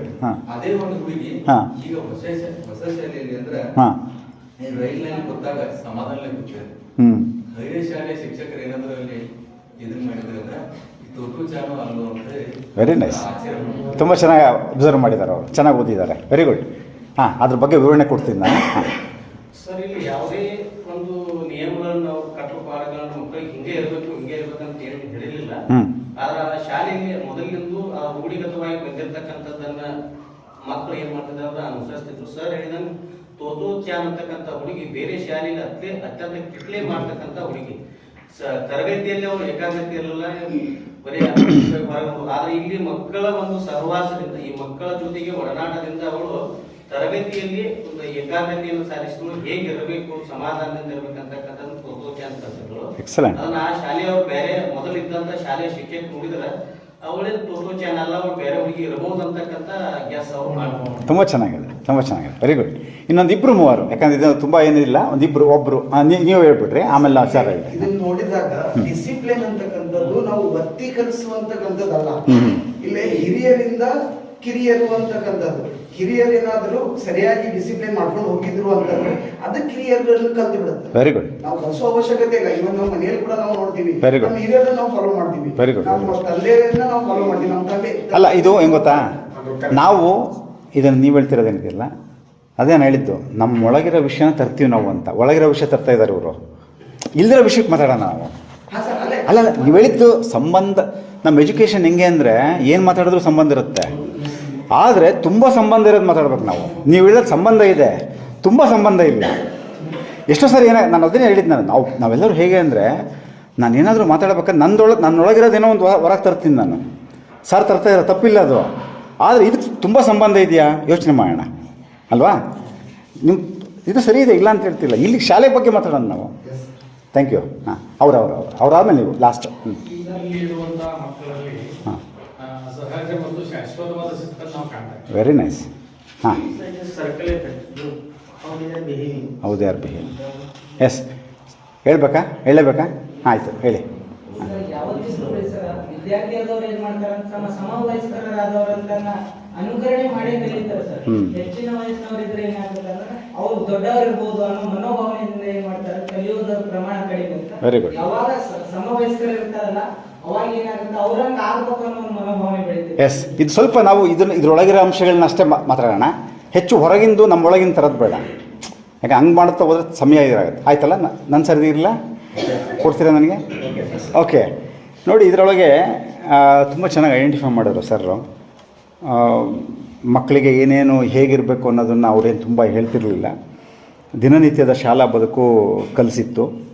ಶಿಸ್ತು ಅನ್ನೋವಂಥದ್ದೇನಿದೆ ಅದನ್ನು ಅವರು ಸಹಜವಾಗಿ ಬರೋ ಥರ ಅವರಿತ್ತು. ಆದರೆ ಇಲ್ಲಿ ತೊತ್ತೋಚ ಅಂತ ಹೇಳಿದ್ದಾರೆ, ಅದನ್ನು ನಾನು ನಿಮ್ಗೆ ಹೇಳಬೇಕು. ತೊತ್ತೋಚಾನ ಈ ಹುಡುಗಿ ಇದ್ದಾಳಲ್ಲ, ಈ ಹುಡುಗಿ ಅಂದರೆ ಇವಳೆ ತೆತ್ಸೋಕು ಕೊರಯಾನನೇ ತೊತ್ತೋಚ ಈ ಪುಸ್ತಕದಲ್ಲಿ. ಇದು ನೈಜವಾದ ಒಂದು ಕಥೆ, ಇದು ನೈಜವಾಗಿರೋದು. ಆ ಹುಡುಗಿ ಈ ಶಾಲೆ ಏನಿದೆಯಲ್ಲ, ಜಪಾನ್ ದೇಶದಲ್ಲಿದ್ದಂತಹ ಶಾಲೆ ಇದು. ತೊಮೊಯೋ ಅನ್ನೋಂಥದ್ದು ಶಾಲೆ ಹೆಸರು. ಈ ಶಾಲೆ ಇದ್ದಿದ್ದು 37ರಿಂದ, ಭಾಳ ಬ್ರೀಫ್ ಪೀರಿಯಡ್ ಇತ್ತು, 1937ರಿಂದ 1945ವರೆಗೂ. ತೆತ್ಸುಕು ಕುರಯಾನ ಅನ್ನೋಂಥವ್ರು ಈ ಶಾಲೆಯನ್ನು ನಿರ್ಮಾಣ ಮಾಡಿದ್ದು.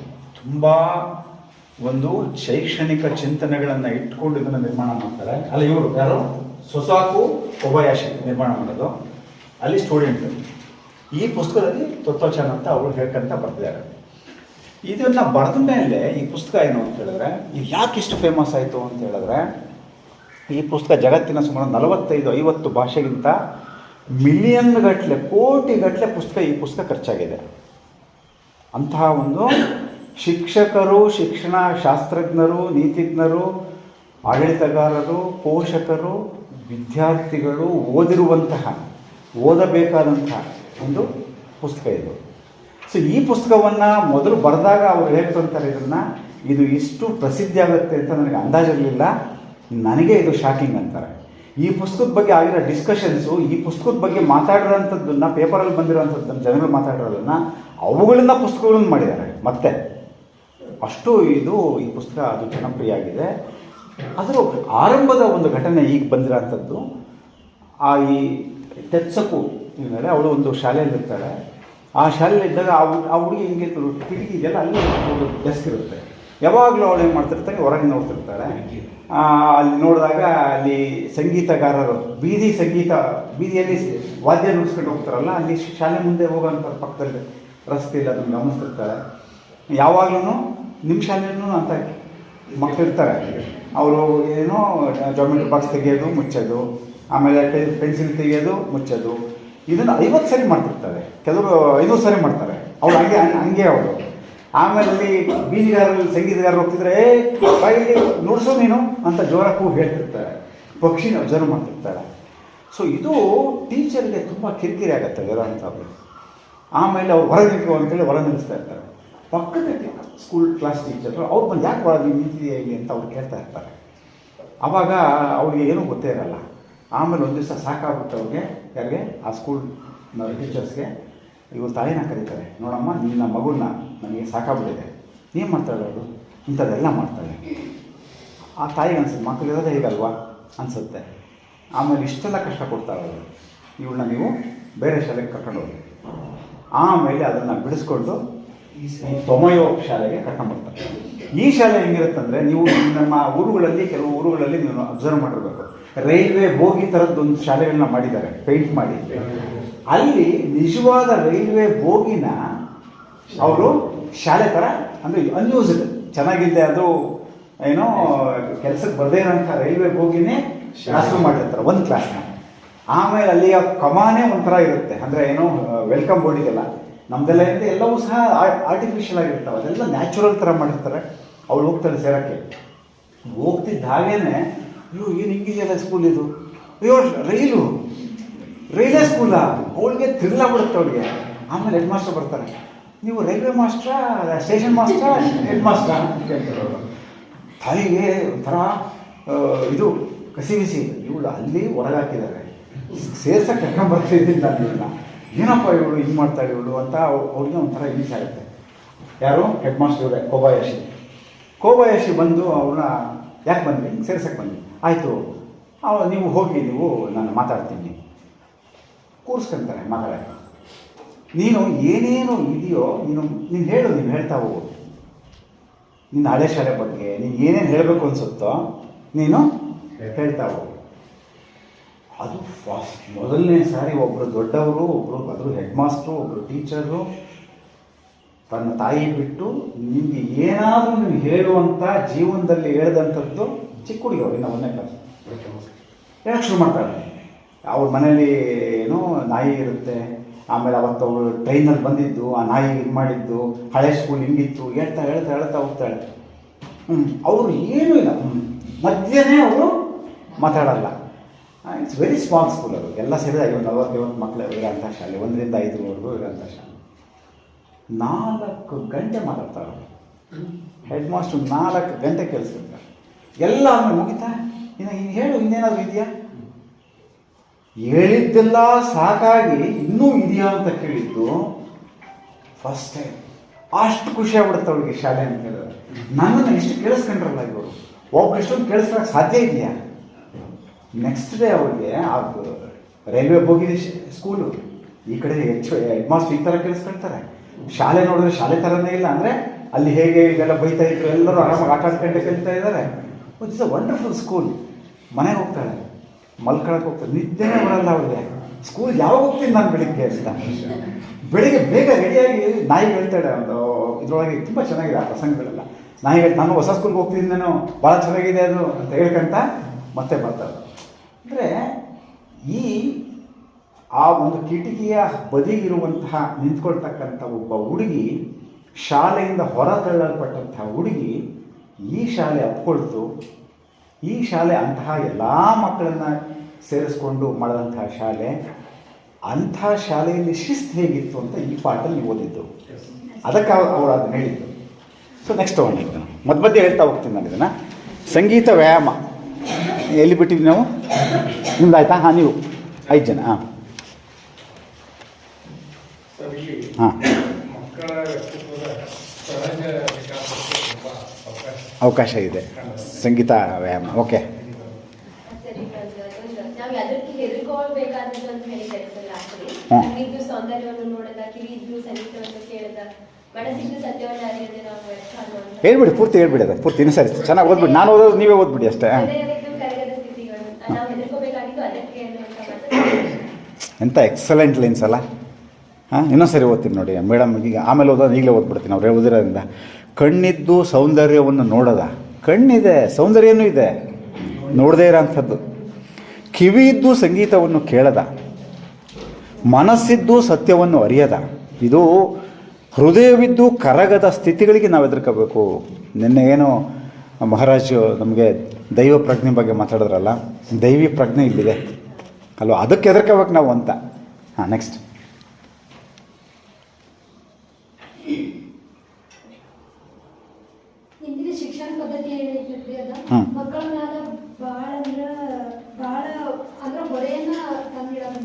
ಓಕೆ.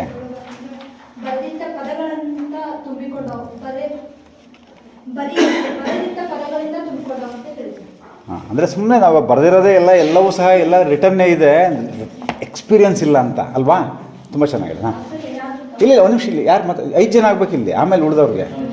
ಅದಕ್ಕೆ ನನಗೆ ಭಾಳ ಐ ಆಮ್ ವೆರಿ ಪರ್ಟಿಕ್ಯುಲರ್. ಎಷ್ಟು ಜನ ಆಯಿತು ಇವಾಗ? 4 ಜನ ಆಯ್ತಲ್ಲ? ಹಾಂ, 4ನೇದು. ಹಾಂ, ಮಕ್ಕಳ ವ್ಯಕ್ತಿತ್ವ ವಿಪರೀತವಾಗಿ ದೊಡ್ಡವರ ಪ್ರಭಾವಕ್ಕೆ ಒಳಗಾಗದೆ ಸಹಜವಾಗಿ ವಿಕಾಸಗೊಳ್ಳುತ್ತಾ ಹೋಗಲು ಸಹಾಯವಾಗಲು ಸಂಗೀತ ಮತ್ತು ವ್ಯಾಯಾಮವನ್ನು ಸಂಗೀತ ವ್ಯಾಯಾಮ, ಸಂಗೀತ ಮತ್ತು ವ್ಯಾಯಾಮ ಅಲ್ಲ, ಸಂಗೀತ ವ್ಯಾಯಾಮ.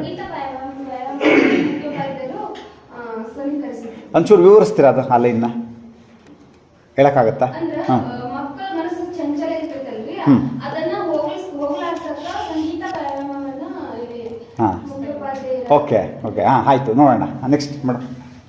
ಮಕ್ಕಳ ಸಂವೇದನಾಶೀಲತೆ ಮತ್ತು ಅಂತರ್ದೃಷ್ಟಿಯನ್ನು ತೆಗೆದ ಸಂಗೀತವನ್ನು ಹಾಂ, ಸಂಗೀತ ಬೇಕು ಸರ್. ಯಾಕಂದ್ರೆ ನಾವು ಲೆಸನ್ ಮಾಡ್ಕೊಂಡು ಪಾಠ ಹೇಳ್ಕೊಂತ ಹೋಗೋದಾಗ್ತೈತಿ ಸರ್. ಸಂಗೀತದಿಂದ ನಾವು ರಾಗಬದ್ಧವಾಗಿ ಸಂಗೀತವನ್ನು ಮಕ್ಕಳಿಗೆ ಕೊಟ್ಟರೆ ಅವ್ರ ಮನಸ್ಸನ್ನ ಕೇಂದ್ರೀಕರಿಸಬಹುದು ಮತ್ತು ಏನು ಹುರುಪು ತುಂಬಬಹುದು ಸರ್. Okay okay. ಹಾಂ, ಇನ್ನೊಂದು 2-3 ಸ್ವಲ್ಪ ಸಣ್ಣ ಪ್ಯಾರ ಇದೆ, ಮುಂದೆ ದೊಡ್ಡ ಪ್ಯಾರಗಳಿದಾವೆ, ಅದಕ್ಕೆ 2 ಸಾಕು. ಹಾಂ, ಜಾಸ್ತಿ ಇಲ್ಲ ಅದರಲ್ಲಿ. ಹೇಳಿ, ನೀವು ಹೇಳಿ. ಸರಿ, ಏನಂತಂದ್ರೆ ಶರೀರದ ಆಯಾಮವನ್ನು ಹೋಗಲಾಡಿಸಲು ನಾವು ನಿದ್ದೆ ಮಾಡ್ತೀವಿ ಅಥವಾ ಆರಾಮ ಮಾಡ್ತೀವಿ. ಅದರ ಮನಸ್ಸಿನ ಆಯಾಮವನ್ನು ಹೋಗಲಾಡಿಸಲಿಕ್ಕೆ ಸಂಗೀತವನ್ನು ಬಳಸಬಾರದು. ಓಕೆ ಓಕೆ, ಸಾಕು, ಒಬ್ಬರು ಸಾಕು, ಈಗ ಒಬ್ಬೊಬ್ರು. ಸಂಗೀತವೇ ಜೀವ ಅಂತ ಹೇಳ್ತಾರೆ. ಹಾಂ, ಸಂಗೀತ ಹೇಳೋದಿದೆ. ಸರಿ, ಫಾರ್ ಎಕ್ಸಾಂಪಲ್ ರೈಮ್ಸ್ ಹೇಳ್ತೀವಿ. ಸೊ ಅದೇ ಮಕ್ಕಳಿಗೆ twinkle twinkle in the sky how I wonder what you are up above sky is high like a diamond in the sky. ಈ ರೀತಿ ಹೇಳಿದ್ರೆ ಸ್ವಲ್ಪ ಬೋರ್ ಅನಿಸ್ತದೆ ಅಂತ. ಓಕೆ, ಅದ್ರ ಬದಲು ಒಂದು ರಿದಮಿಕ್ ಆಗಿ twinkle twinkle little star how I wonder what you are okay, up above the sky is high like a diamond in the sky. Means this is a music the children. ಸರಿ, okay. So let me explain. ನಾನು explain ಮಾಡ್ತೀನಿ. ಇಲ್ಲ ಬೇಡ, ಇದು ಮುಂದೆ discussions ಇದೆ. ಇದು ಯಾಕಂದರೆ ಇದ್ರ ಬಗ್ಗೆ ನಿಮಗೆ ಪೂರ್ತಿ ಪುಸ್ತಕ ಓದಿಲ್ಲದೆ ಇರೋದ್ರಿಂದ ನಿಮ್ಗೆ ಇದ್ರ ಬಗ್ಗೆ ಗೊತ್ತಿರಲ್ಲ ಅಂತ. ಇದು ಇವರು ಕೊಬಾಯಾಶಿ ಅವರು ಹಿಂದಿನ ಒಂದು ಸ್ಕೂಲಲ್ಲಿ ಅವರು ಕಲಿತಾ ಇರ್ತಾರೆ. ಅಲ್ಲಿ ಒಬ್ಬರು ಮ್ಯೂಸಿಕ್ಕನ್ನು ಮಕ್ಕಳು ಹೇಗೆ ನೆಗಿತಾರಲ್ಲ ನೋಡ್ತೀನಿ, ಚಿಕ್ಕ ಮಕ್ಕಳು ನೋಡಿ ನೀವು ಹೆಂಗೆ ಓಡ್ಕೊಂತಿರ್ತಾರೆ, ಅದಕ್ಕೊಂದು ಲಯ ಇದೆ ಅಂತ ಕಂಡಿಡ್ತಾರೆ. ದರ್ ಇಸ್ ಸಮ್ ರಿದಮ್ ಇದೆ ಅಲ್ಲಿ. ಸೊ ಅದಕ್ಕೆ ತಕ್ಕ ಹಾಗೆ ಸಂಗೀತನ ಟ್ಯೂನ್ ಮಾಡಿ ಅದನ್ನೊಂದು ಎಕ್ಸಸೈಸ್, ಸಂಗೀತ ಅಭ್ಯಾಸ ಅಲ್ಲ ಸರ್, ಸಂಗೀತ ವ್ಯಾಯಾಮನೇ ಇದು. ಸಂಗೀತ ವ್ಯಾಯಾಮನೇ. ಸಂಗೀತ ವ್ಯಾಯಾಮ ಅಂದರೆ ಅದನ್ನು ಪ್ಲೇ ಮಾಡ್ಕೊಂಡು ಅವ್ರಿಗೆ ಯಾವ ರೀತಿಯಲ್ಲಿ ವ್ಯಾಯಾಮದ ಥರ ಅದು ವ್ಯಾಯಾಮನೂ ಆಗುತ್ತೆ. ಸಂಗೀತ ಅಭ್ಯಾಸ ಅಂದರೆ ಕೂತು ಒಬ್ಬರು ಸಂಗೀತ ಹೇಳ್ಕೊಡೋದು, ಆ ಅಭ್ಯಾಸ ಅಲ್ಲ ಇದು. ಮ್ಯೂಸಿಕ್ ಹಾಕಿ ಅದನ್ನು ಅವರು ಅದಕ್ಕೆ ತಕ್ಕಂಗೆ ಅವರು ನಡೀತಾ ಇರಬೇಕಲ್ಲಿ. ಆ ಥರದ್ದು ವಿಶಿಷ್ಟವಾಗಿದೆ, ಈ ಪುಸ್ತಕದಲ್ಲಿ ಬರುತ್ತೆ ಅದು. ಸೊ ಅದಕ್ಕೆ ಅವ್ರು ಹೇಳ್ತಾರೆ, ಆ ಮ್ಯೂಸಿಕ್ ಏನಿದೆ, ಮ್ಯೂಸಿಕ್ ಆ್ಯಂಡ್ ಎಕ್ಸಸೈಸ್ ಇಂಟರ್ಲಿಂಕ್ಡ್ ಅಂತ. ಮಕ್ಕಳು ಹೆಂಗೆ ಕುಣಿತಾರಲ್ಲ ಅದಕ್ಕೆ ಮ್ಯೂಸಿಕ್ನ ಟ್ಯೂನ್ ಮಾಡಿ ಮಾಡೋಂಥದ್ದು ಇದೆಯಲ್ಲ, ಆ ಥರ ಮಾಡಿದಾಗ ನೋಡಿ ಏನಾಗುತ್ತೆ. ಯೂಶ್ವಲಾಗಿ ಮೊದಲನೇ ಸೆಂಟೆನ್ಸು ಮೇಡಮ್ ಅದನ್ನು ಸ್ವಲ್ಪ ವಿವರಿಸೋಕ್ಕೆ ಟ್ರೈ ಮಾಡಿದ್ರು. ಮಕ್ಕಳ ವ್ಯಕ್ತಿತ್ವ ವಿಪರೀತವಾಗಿ ದೊಡ್ಡವರ ಪ್ರಭಾವಕ್ಕೆ ಒಳಗಾಗ್ಬಿಟ್ಟು ಏನಾಗುತ್ತೆ, ಸಹಜವಾಗಿ ವಿಕಾಸ ಆಗಲ್ಲ ಅದು. ಯಾಕಂದರೆ ದೊಡ್ಡವರು ಹಿಂಗೆ ಮಾಡಿ ಅಂತ ಹೇಳಿ ಸಹಜವಾಗಿ ಒಂದು ಹೂವು ಹೇಗೆ ಅರಳುತ್ತಲ್ಲ ಆ ಥರ ಮಕ್ಕಳು ಅರಳಕ್ಕೆ ನಾವು ಬಿಡಲ್ಲ. ಹೂವು ಅರಳಬೇಕಾದ್ರೆ ನೀವು ಹೋಗಿ ಅದನ್ನು ಎಳೆಯಕ್ಕೆ ಹೋದರೆ ಅದು ಹೂವೇನೋ ಅರಳೋದೇ ಇಲ್ಲ, ಅದು ಮೊಗ್ಗಿದ್ದು ಹೂವು ಆಗೋದೇ ಇಲ್ಲ ಅದು. ಸೊ ಹಾಗೆ ಮತ್ತು ಮಕ್ಕಳ ವಿಷಯದಲ್ಲಿ ನಾವೇನು ಮಾಡ್ತೀವಿ, ಅರಳಕ್ಕೆ ಬಿಡಲ್ಲ ನಾವು ಅರಳ್ಸಕ್ಕೆ ಹೋಗಿ ಅವ್ರನ್ನ ನರಳಿಸ್ತೀವಿ ನಾವು. ಸೊ ಅದನ್ನು ಅವರು ಮಾಡ್ತಾ ಸಂಗೀತ ವ್ಯಾಯಾಮ ಮಾಡಿದ್ದಾರೆ. ನೀವು ಉಳಿದಿದ್ದೆಲ್ಲ ಸಂವೇದನಾಶೀಲತೆ, ಮಕ್ಕಳ ಒಂದು ಸೆನ್ಸಿಟಿವಿಟಿ ಏನಿದೆಯಲ್ಲ ಅದನ್ನು ಅವ್ರು ಹೇಳ್ತಾರೆ. ಅಂತರ್ದೃಷ್ಟಿಗೆ ಎಚ್ಚರದಿಂದಿರಬಲ್ಲ ಶಕ್ತಿಯನ್ನು ಉದ್ದೀಪಿಸಲ್ಲ. ಅದಕ್ಕೆ ಅವರು ಮ್ಯೂಸಿಕ್ ಎಕ್ಸಸೈಸನ್ನು ಅವರು ತರ್ತಾರೆ ಅವರು ಅದನ್ನು. ನೆಕ್ಸ್ಟ್ ಹೋಗೋಣ. ನೆಕ್ಸ್ಟ್ ಇದು ಸ್ವಲ್ಪ ಇರೋದ್ರಿಂದ ಅವ್ರು 5 ಜನ ಮಾತ್ರ ಮಾತಾಡಲಿ, ಉಳಿದವ್ರು ಬೇಡ. ನೆಕ್ಸ್ಟ್ ನಿಮ್ದು ಆಯ್ತಲ್ಲ, ನೆಕ್ಸ್ಟ್ ನಿಮ್ಮಿಂದ.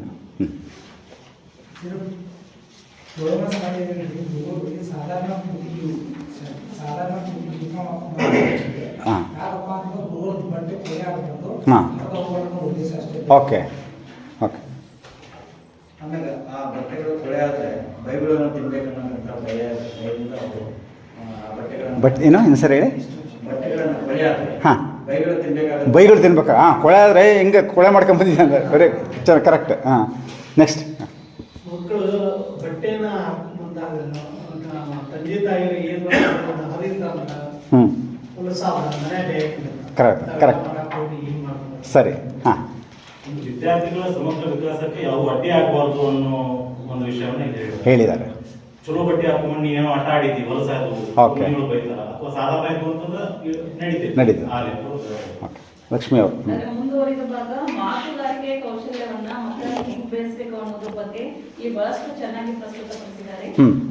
ಅದೇ ಯಾವ ರೀತಿ ಅಂದ್ರೆ ಒಂದು ಮಗುವಿಗೆ ಅವಕಾಶವನ್ನ ಇಲ್ಲ ಅದಲ್ಲ ಇದು ಐದು ಇದು ನಿಮ್ಗೆ ಇದೆ ಕಳಪೆ ಬಟ್ಟೆದೆ ನಿಮ್ಮ ಪಾಲಿಗೆ ಅದೇ ಬಂದಿದೆ. ನಿಮಗೆ ಅದಿಷ್ಟ ಇರ್ಬೋದು, ಆಮೇಲೆ ಏನು ಬಂತ್ರಿ. ಹಾಂ, ಇರಿ 5 ಜನ ಕಷ್ಟ ಇದು. ಮುಂದಕ್ಕೆ ಹೋಗೋಣ, ಯಾಕಂದ್ರೆ ಟೈಮ್ ಕಮ್ಮಿ ಇದೆ. ಹತ್ರ ಬಂತು. ಇಷ್ಟವಾದ ಆಟಗಳನ್ನ ಆಡೋದಕ್ಕೆ ಅವಕಾಶ ಸಿಗೋದು. ಅವ್ರು ಕೇವಲ ಕಾಸ್ಟ್ಲಿ ಬಟ್ಟೆಗಳನ್ನ ಹಾಕಿದ್ರೆ ಆ ಬಟ್ಟೆಗಳನ್ನ ಹೊಳೆ ಆಗ್ತಾವ ಅನ್ನೋ ಉದ್ದೇಶದಿಂದ ಅವರು ಆ ಫೀಲ್ಡ್ಗೆ ಅಂದ್ರೆ ಕಲಿಕೆ ಫೀಲ್ಡ್ಗೆ ಅವ್ರಿಗೆ ಇರದೇ ಇರೋದ್ರಿಂದ ಈ ಸಾಧಾರಣ ಬಟ್ಟೆ ಅವರೇ ಹಾಕೊಂಡು ಬಂದ್ರು ಅಂತಂದ್ರೆ ಈ ಕಡೆ ಪಾಲಕರಿದ್ದಲ್ಲೂ ಕೂಡ ಯಾವುದೇ ರೀತಿಯ ಬೈಗಳು ಸಿಗೋದಿಲ್ಲ. ಅದೇ ರೀತಿ ಮಕ್ಕಳು ಸ್ವತಂತ್ರವಾಗಿ ಅವರು ಆ ಕಲಿಕೆಯಲ್ಲಿ ತಮ್ಮನ್ನು ತಾವು ತೊಡಗಿಸಿಕೊಳ್ತಾರೆ. Very good. ನೋಡಿ ಇಲ್ಲಿ ಹಾಂ ಇರಲಿ, ಲೆಟ್ ಮಿ ಎಕ್ಸ್ಪ್ಲೇನ್. ಸೊ ಇದರಲ್ಲಿ ತುಂಬ ಅದೇ ಕಂಪೇರ್ ಮಾಡಿದರೆ ಒಂದು ಪಕ್ಕ ಇನ್ನೊಂದು ಸ್ಕೂಲಲ್ಲಿ ಸೂಟ್ ಹಾಕೊಂಡೆಲ್ಲ ಬರ್ತಾರೆ. ಸೊ ಅಲ್ಲಿ ಹೇಳಿದಾರೆ ನೋಡಿ. ಸೊ ಅಲ್ಲಿ ಏನಾಗುತ್ತೆ ಅಂದರೆ ಸಹಜತೆ ಇದ್ದಾಗ ಸಾಧಾರಣ ಬಟ್ಟೆ ಹಾಕ್ಕೊಂಡ್ಬಂದಾಗ ಸಹಜತೆ ಇರುತ್ತೆ. ಅಲ್ಲೇನೋ ಒಂದು ನೀವು ಸೂಟೆಲ್ಲ ಹಾಕೊಂಬಂದ್ರೆ ನಾವು ಮಕ್ಕಳನ್ನ ಕೆಲವರು ಶಾಲೆಗಳಲ್ಲಿ ನೋಡ್ಬಿಟ್ರೆ ಅವ್ರಿಗೊಂಥರ ನನಗೆ ಬೇಸರ ಅನಿಸುತ್ತೆ. ಅವ್ರು ತುಂಬ ಚಿಕ್ಕ ವಯಸ್ಸಿಗೆ ಅವರು ಏನೋ ದೊಡ್ಡವರಾಗಿ ಪ್ರೊಫೆಸರ್ಗಳ ಥರ ಪ್ರೊಫೆಸರ್ಗಳು ಸಹ ಹಾಕೊಂಬಂದ್ರು ಅವ್ರಿಗೂ ಉಸಿರುಗಟ್ಟುತ್ತೆ. ಎಷ್ಟೋ ಸಾರಿ ಬಳ್ಳಾರಿ ಗುಲ್ಬರ್ಗದಂಥ ಒಂದು ಊರುಗಳಲ್ಲಿ ಏನಾದರೂ ಒಂದು ಸೆಮಿನಾರ್ ಇದ್ದರೆ ಪ್ರೊಫೆಸರ್ಗಳು ಅಲ್ಲೂ ಹಾಕೊಂಡು ಹೋಗ್ತಾರೆ ಸೂಟ್ನ, ಸೆಕೆ ಹೊಡಿತಾ ಇರುತ್ತೆ. ಸೊ ಬಟ್ಟೆ ನಮ್ಮ ಸಹಜತೆಗೆ ನಮ್ಮ ಇದಕ್ಕೆ ಬೇಕಾಗಿರೋವಂಥದ್ದು. ಮುಕ್ತತೆಗೆ ಅವಕಾಶ ಕೊಟ್ಟಿದ್ದಾರೆ ಅವರು. ನೋಡಿ ಆಟದಲ್ಲಿ ಹಿಂಜರಿತಾರೆ ಅವರು. ತುಂಬ ಕಾಸ್ಟ್ಲಿ ಬಟ್ಟೆ ಇದ್ದರೆ ಆಟದ ಆಡಲಿಕ್ಕೆ ಹಿಂಜರಿತಾರೆ. ಸೊ ಅದರಿಂದ ಅವರು ಸಹಜವಾದ ಬಟ್ಟೆ ಹಾಕೊಂಬರಲಿ ಅಂತ ಶಾಲೆ ಅವ್ರು ಹೇಳ್ತಿರ್ತಾರೆ. ಮುಕ್ತತೆಯಿಂದ ಸಹಜತೆಗೆ ಅವಕಾಶ ಆಗುತ್ತೆ. ಮತ್ತು ಇಷ್ಟದ ಆಟ ಆಡಲಿಕ್ಕೆ ನೋಡಿ ಲಾಸ್ಟ್ ಸೆಂಟೆನ್ಸ್ ನೋಡಿ, ಅವರಿಗೆ ತಮಗಿಷ್ಟವಾದ ಆಟಗಳನ್ನು ಆಡಿಕೊಳ್ಳಲು ಯಾವಾಗಲೂ ಉಪಾಧ್ಯಾಯರ ಅನುಮತಿ ಇದ್ದೇ ಇರುತ್ತಿತ್ತು. ಈ ಸೆಂಟೆನ್ಸ್ ಮೋಸ್ಟ್ ಇಂಪಾರ್ಟೆಂಟ್. ಯಾಕೆ ನೀವು ಅದಕ್ಕೆ ಮಾರ್ಕ್ ಮಾಡಿರಿ ಅಂತ ಹೇಳಿದ್ದು ನಾನು. ನಾವು ಎಷ್ಟೋ ಸರಿ ಕೆಲವು ಸ್ಕೂಲ್ಗಳಲ್ಲಿ ನಾವೇನು ಮಾಡ್ತೀವಿ, ಇಂಥದೇ ಆಟ ಆಡಬೇಕು ಅಂತ ನಾವು ರಿಸ್ಟ್ರಿಕ್ಷನನ್ನು ಮಾಡ್ತೀವಿ. ಅದಿರಲಿಲ್ಲ ಇಲ್ಲಿ. So next para. ಹಾಂ, ಅದು ಮೋಸ್ಟ್ ಇಂಪಾರ್ಟೆಂಟ್. ಅದಕ್ಕೆ ನಾನು ಭಾಳ ಟೈಮ್ ಉಳಿಸ್ಕೋಬೇಕು ನಾನು. Okay, you catch it that or how is it? You want to pass it? एक सर है जो एक बच्चा बोलते कि मेरे पास बोलने के लिए कुछ भी नहीं है, तो सर है कि उसको बोलने के लिए करते ऐसे कैसे बोल सकते हैं कि कुछ भी नहीं है, तो याद कर सुबह से तुमने क्या किया, शायद भी वो बोलने के लिए वो बोलते उसको तो बोलता है. तो उसको पहले ये करना है हमें कि पहले क्या बोलते हैं मेरे पास कुछ भी नहीं है, लेकिन जब बोलने लगता है तो उसके पास बहुत कुछ होता है. तो थोड़े बच्चे आप क्लास में जब जाते हैं और हॉबी पूछते हैं, नहीं मैम मेरे पास तो कुछ भी हॉबी नहीं है, वो बोलते हैं मुझे कुछ आता ही नहीं, मेरे कुछ टैलेंट ही नहीं. लेकिन भगवान ने हर किसी के पास टैलेंट. Okay, thank you. ಬಿಟ್ಬಿಟ್ರೆ ಇವ್ರು ಮುಗಿಸಲ್ಲ, ಅದಕ್ಕೆ ನಾನು ಥ್ಯಾಂಕ್ ಯು. ಈಗ ನಾನು ಏನು ಸ್ವಲ್ಪ ಕಲ್ತಿರೋದೇನು ಅಂದರೆ ನಿಲ್ಲಿಸ್ರಿ ಅಂದರೆ ಬೇಜಾರು. Thank you. ಇನ್ನೂ ನಿಲ್ಲಿಸ್ಲ ಅಂದರೆ thank you so much. Next ಇಲ್ಲ ಹೇಳಲ್ಲ, ಗೊತ್ತಾಗುತ್ತೆ ಅವ್ರಿಗೆ. ಥ್ಯಾಂಕ್ ಯು ನಿಲ್ಲಿಸಿ ಅಂತ. ಕೆಲವ್ರು ನೀವು ಹೇಳ್ದಂಗೂ ಮಾಡಿದ್ದಾರೆ, ನನಗೆ ಒಂದು ಸಮಯ ಮಾಡಿದ್ದಾರೆ. ಪ್ಲೀಸ್ ದಯಮಾಡಿ ಥ್ಯಾಂಕ್ ಯು ಸೋ ಮಚ್ ಅಂತ. ನಮ್ಮ ಗುರುಗಳು ರೂಮ್ ಹೋಗ್ತಿದೀವಿ, ಎಲ್ಲ ಕೆಲಸ ಆದ್ಮೇಲೆ ನೀವು ಹೊರಗಡೆ ಹೋಗಂತ ಹೇಳ್ತಿರ್ಲಿಲ್ಲ. ಥ್ಯಾಂಕ್ ಯು ಅಂದ್ರೆ ನಾನು ಅದನ್ನ ಕಲ್ತಿದ್ದೀನಿ. ಈ ಮುಖ್ಯೋಪಾಧ್ಯಾಯರು ಎಲ್ಲ ಮಕ್ಕಳಿಗೆ ಪ್ರೋತ್ಸಾಹ ನೀಡೋದನ್ನ ಈ ಕಾರ್ಯಕ್ರಮದಲ್ಲಿ ನಾವು ನೋಡ್ಬೋದು. ಎಲ್ಲ ಮಕ್ಕಳಿಗೂ ಪ್ರೋತ್ಸಾಹನ. ಹಿಂದುಳಿದ ಮಗುವನ್ನ ನನ್ಗೇನು ಇಲ್ಲ ಹೇಳೋದಕ್ಕ ಅಂತ ಹುಡುಗನ್ನ ಈಗ ಬೆಳಗಿಂದ ಏನ್ ಮಾಡಿದ್ದಿ ಅದು ಕೇಳಿ ಅದರಿಂದ ಮಾತಾಡಕ್ ಹಚ್ಚಿ ಅವ್ರಿಗೆ ಪ್ರೋತ್ಸಾಹ ನೀಡಿ ಅಲ್ಲಿ ಚಪ್ಪಾಳೆ ಕೊಟ್ಟಿದ್ರಲ್ಲ ಅದು ಮಗುವನ್ನ ಮುಂದೆ ತರಿಸಿಕ್ಕೆ. ವೆರಿ ಗುಡ್, ಚಪ್ಪಾಳೆ ಹೊಡಿಸಿದಾರೆ. ಕರೆಕ್ಟ್, ತುಂಬ ಚೆನ್ನಾಗಿ ಇಟ್ಕೊಂಡು. ಹೌದು. ಹಾಂ, ಹುಡುಗರಿಗೆ ಏನ್ ಮಾಡ್ತಾರೆ, ಅವರು ಫಸ್ಟ್ ಅವ್ರಿಗೆ ಒಂದು ಕೌಶಲ್ಯ ಬೆಳೆಸೋದಿರ್ತದ್ರಿ. ಅವ್ರು ಏನ್ ಮಾಡ್ತಾರ, ನಾವು ಕ್ಲಾಸ್ ಒಳಗಡೆ ಬೇಕಾದ್ರೆ ಊಟ ಟೈಮಿಗೆ ನಾವು ಒಂದ್ ಸ್ವಲ್ಪ ಫ್ರೀ ಆಗಿ ಮಾತಾಡೋಣ, ನಾವೆಲ್ಲ ಚಲೋ ಮಾತಾಡೋದು ಕಲಿಬೇಕಲ್ಲ ನನಗೆ ಅನ್ಸ್ತದ, ನಿಮ್ಗೂ ಅನ್ಸ್ತದಲ್ಲ ಅಂತ ಫಸ್ಟ್ ಹುಡುಗರಿಗೆ ಕೇಳಿ ಒಬ್ಬರು ಹುಡುಗರಿಗೆ ಮಾತಾಡೋಕೆ ಅವಕಾಶ ಕೊಡ್ತಾರೆ ಅಲ್ಲಿ. ಮತ್ತ ಫಸ್ಟ್ ಹುಡುಗರು ಒಂದಷ್ಟು ಹುಡುಗರು ಏನ್ ತಿಳ್ಕೊತಾರೆ, ಅವರು ನಾನು ಮಾತಾಡೋಕೆ ಬರಲ್ಲ ಅಂತ ಯೋಚನೆ ಇರ್ತದೆ. ಬಟ್ ಆವಾಗ ಒಂದು ಸರ್ತಿ ಬಂದಾಗ ಆ ಯೋಜನೆ ಅವ್ರ ಪ್ಲಾನ್ ಏನಿರ್ತದೆ ಹೋಗೋದೇ ಆಗ್ತದೆ, ಅವ್ರಿಗೆ ಇಂಪ್ಲಿಮೆಂಟ್ ಆಗುತ್ತೆ ಅಂತ ಗೊತ್ತದ್ರಿ. ಯಾರು ನನಗೆ ಮಾತಾಡೋಕೆ ಬರಲ್ಲ, ನನ್ನ ಕೈ ಆಗಲ್ಲ ಅಂತ ನಮ್ಮ ಮಕ್ಕಳೆಲ್ಲ ಒಂದೊಂದು ಅವ್ರು ತಿಳಿದಿದ್ದು ಮಾತಾಡೋಕೆ ಸ್ಟಾರ್ಟ್ ಮಾಡ್ತಾರೆ ಅಂತ ಒಬ್ಬ ಹುಡುಗನಲ್ಲೇ ನೀವು ನೋಡ್ಬೋದು. Thank you. ಇನ್ನು ಇಬ್ಬರು. ಹಾಂ, ಮಕ್ಕಳಿಗೆ ಚೆನ್ನಾಗಿ ಇನ್ನೊಬ್ಬರು ಮೂವರು ಮಾತಾಡಲಿದೆ, ದೊಡ್ಡದಿದೆ. ಹಾಂ, ಹೇಳಿ. ಚೆನ್ನಾಗಿ ಮಾತಾಡ್ತಾರೆ. ಒಂದು ವರ್ತುಲ ಮಾಡೋದು ಸರ್, ಸರ್ಕಲ್ ಮಾಡಿ ಆ ಹುಡುಗರಿಗೆ ಏನಾದ್ರು ಆಲೋಚನೆ ಶಕ್ತಿ ಹೆಚ್ಚಿಗೆ.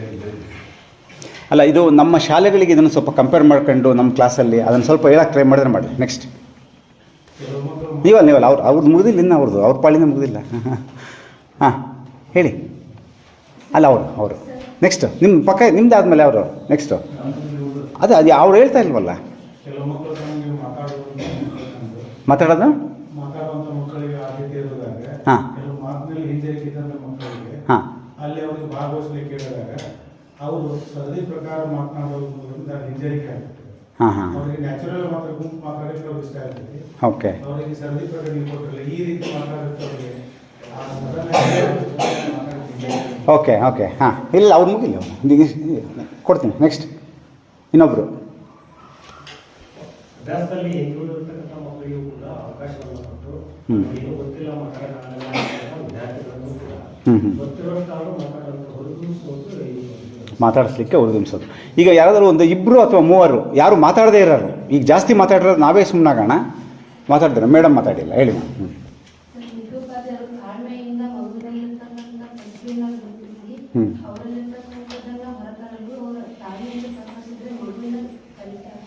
ಓಕೆ, ಇನ್ನೊಬ್ರು ಯಾರಾದ್ರೂ ಮಾತಾಡದೇ ಇರೋರು ನೀವು ಹೇಳಿ.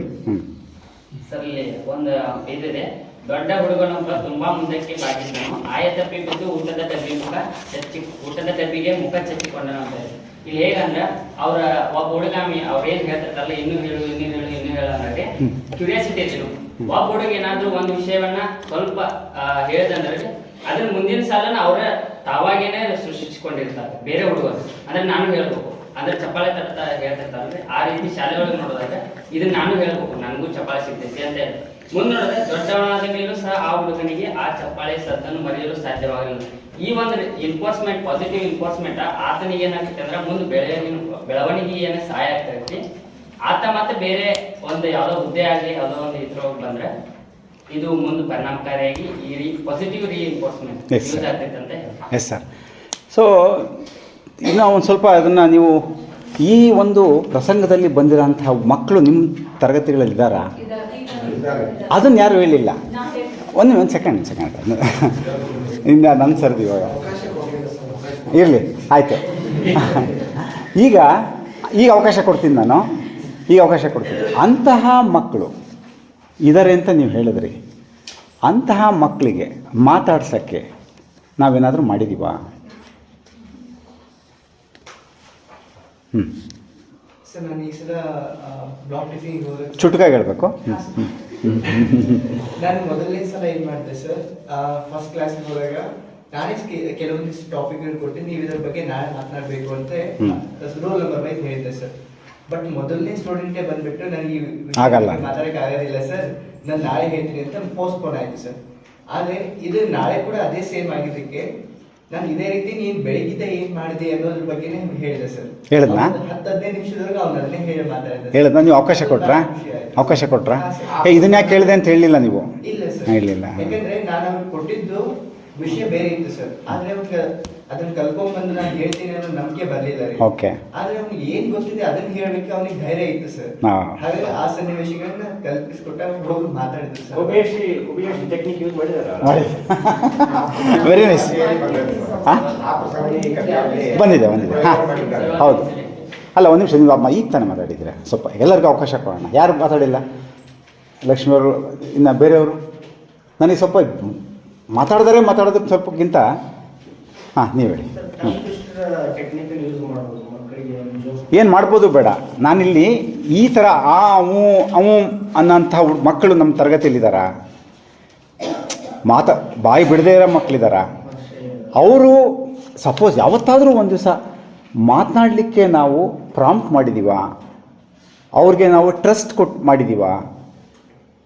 ಅವನದೇ ಆದ, ಈಗ ಸರ್ ಹೇಳಿದ್ರಲ್ಲ, ಮುರಳೀಧರ್ ಸರ್ ಅವ್ರದ್ದೇ ಆದ ವಿಧಾನದಲ್ಲಿ ಮಾತಾಡೋದಕ್ಕೆ ನಾವು ಅವಕಾಶ ಕೊಟ್ಟಿದ್ದೀವಾ? ಅದನ್ನು ಅಕ್ಸೆಪ್ಟ್ ಮಾಡಿದ್ದೀವಾ? ಈ ಪ್ರಶ್ನೆಗಳು ಬೇಕಿಲ್ಲಿ. ಏನು ಮಾಡಬೇಕು ಅನ್ನೋದು ನಮಗೆಲ್ಲರಿಗೂ ಐಡಿಯಾಸ್ ಇದೆ, ಏನೇನು ಮಾಡಬೇಕು ಅನ್ನೋಂಥದ್ದು. ಇದರಿಂದ ನಾವೇನು ತೊಗೋಬೇಕು ಅಂತ ಹೇಳಿ ಮೇಡಮ್. ಈಗ ನಾವು ಕ್ಲಾಸ್ ಒಳಗೆ ಕೆಲವೊಂದು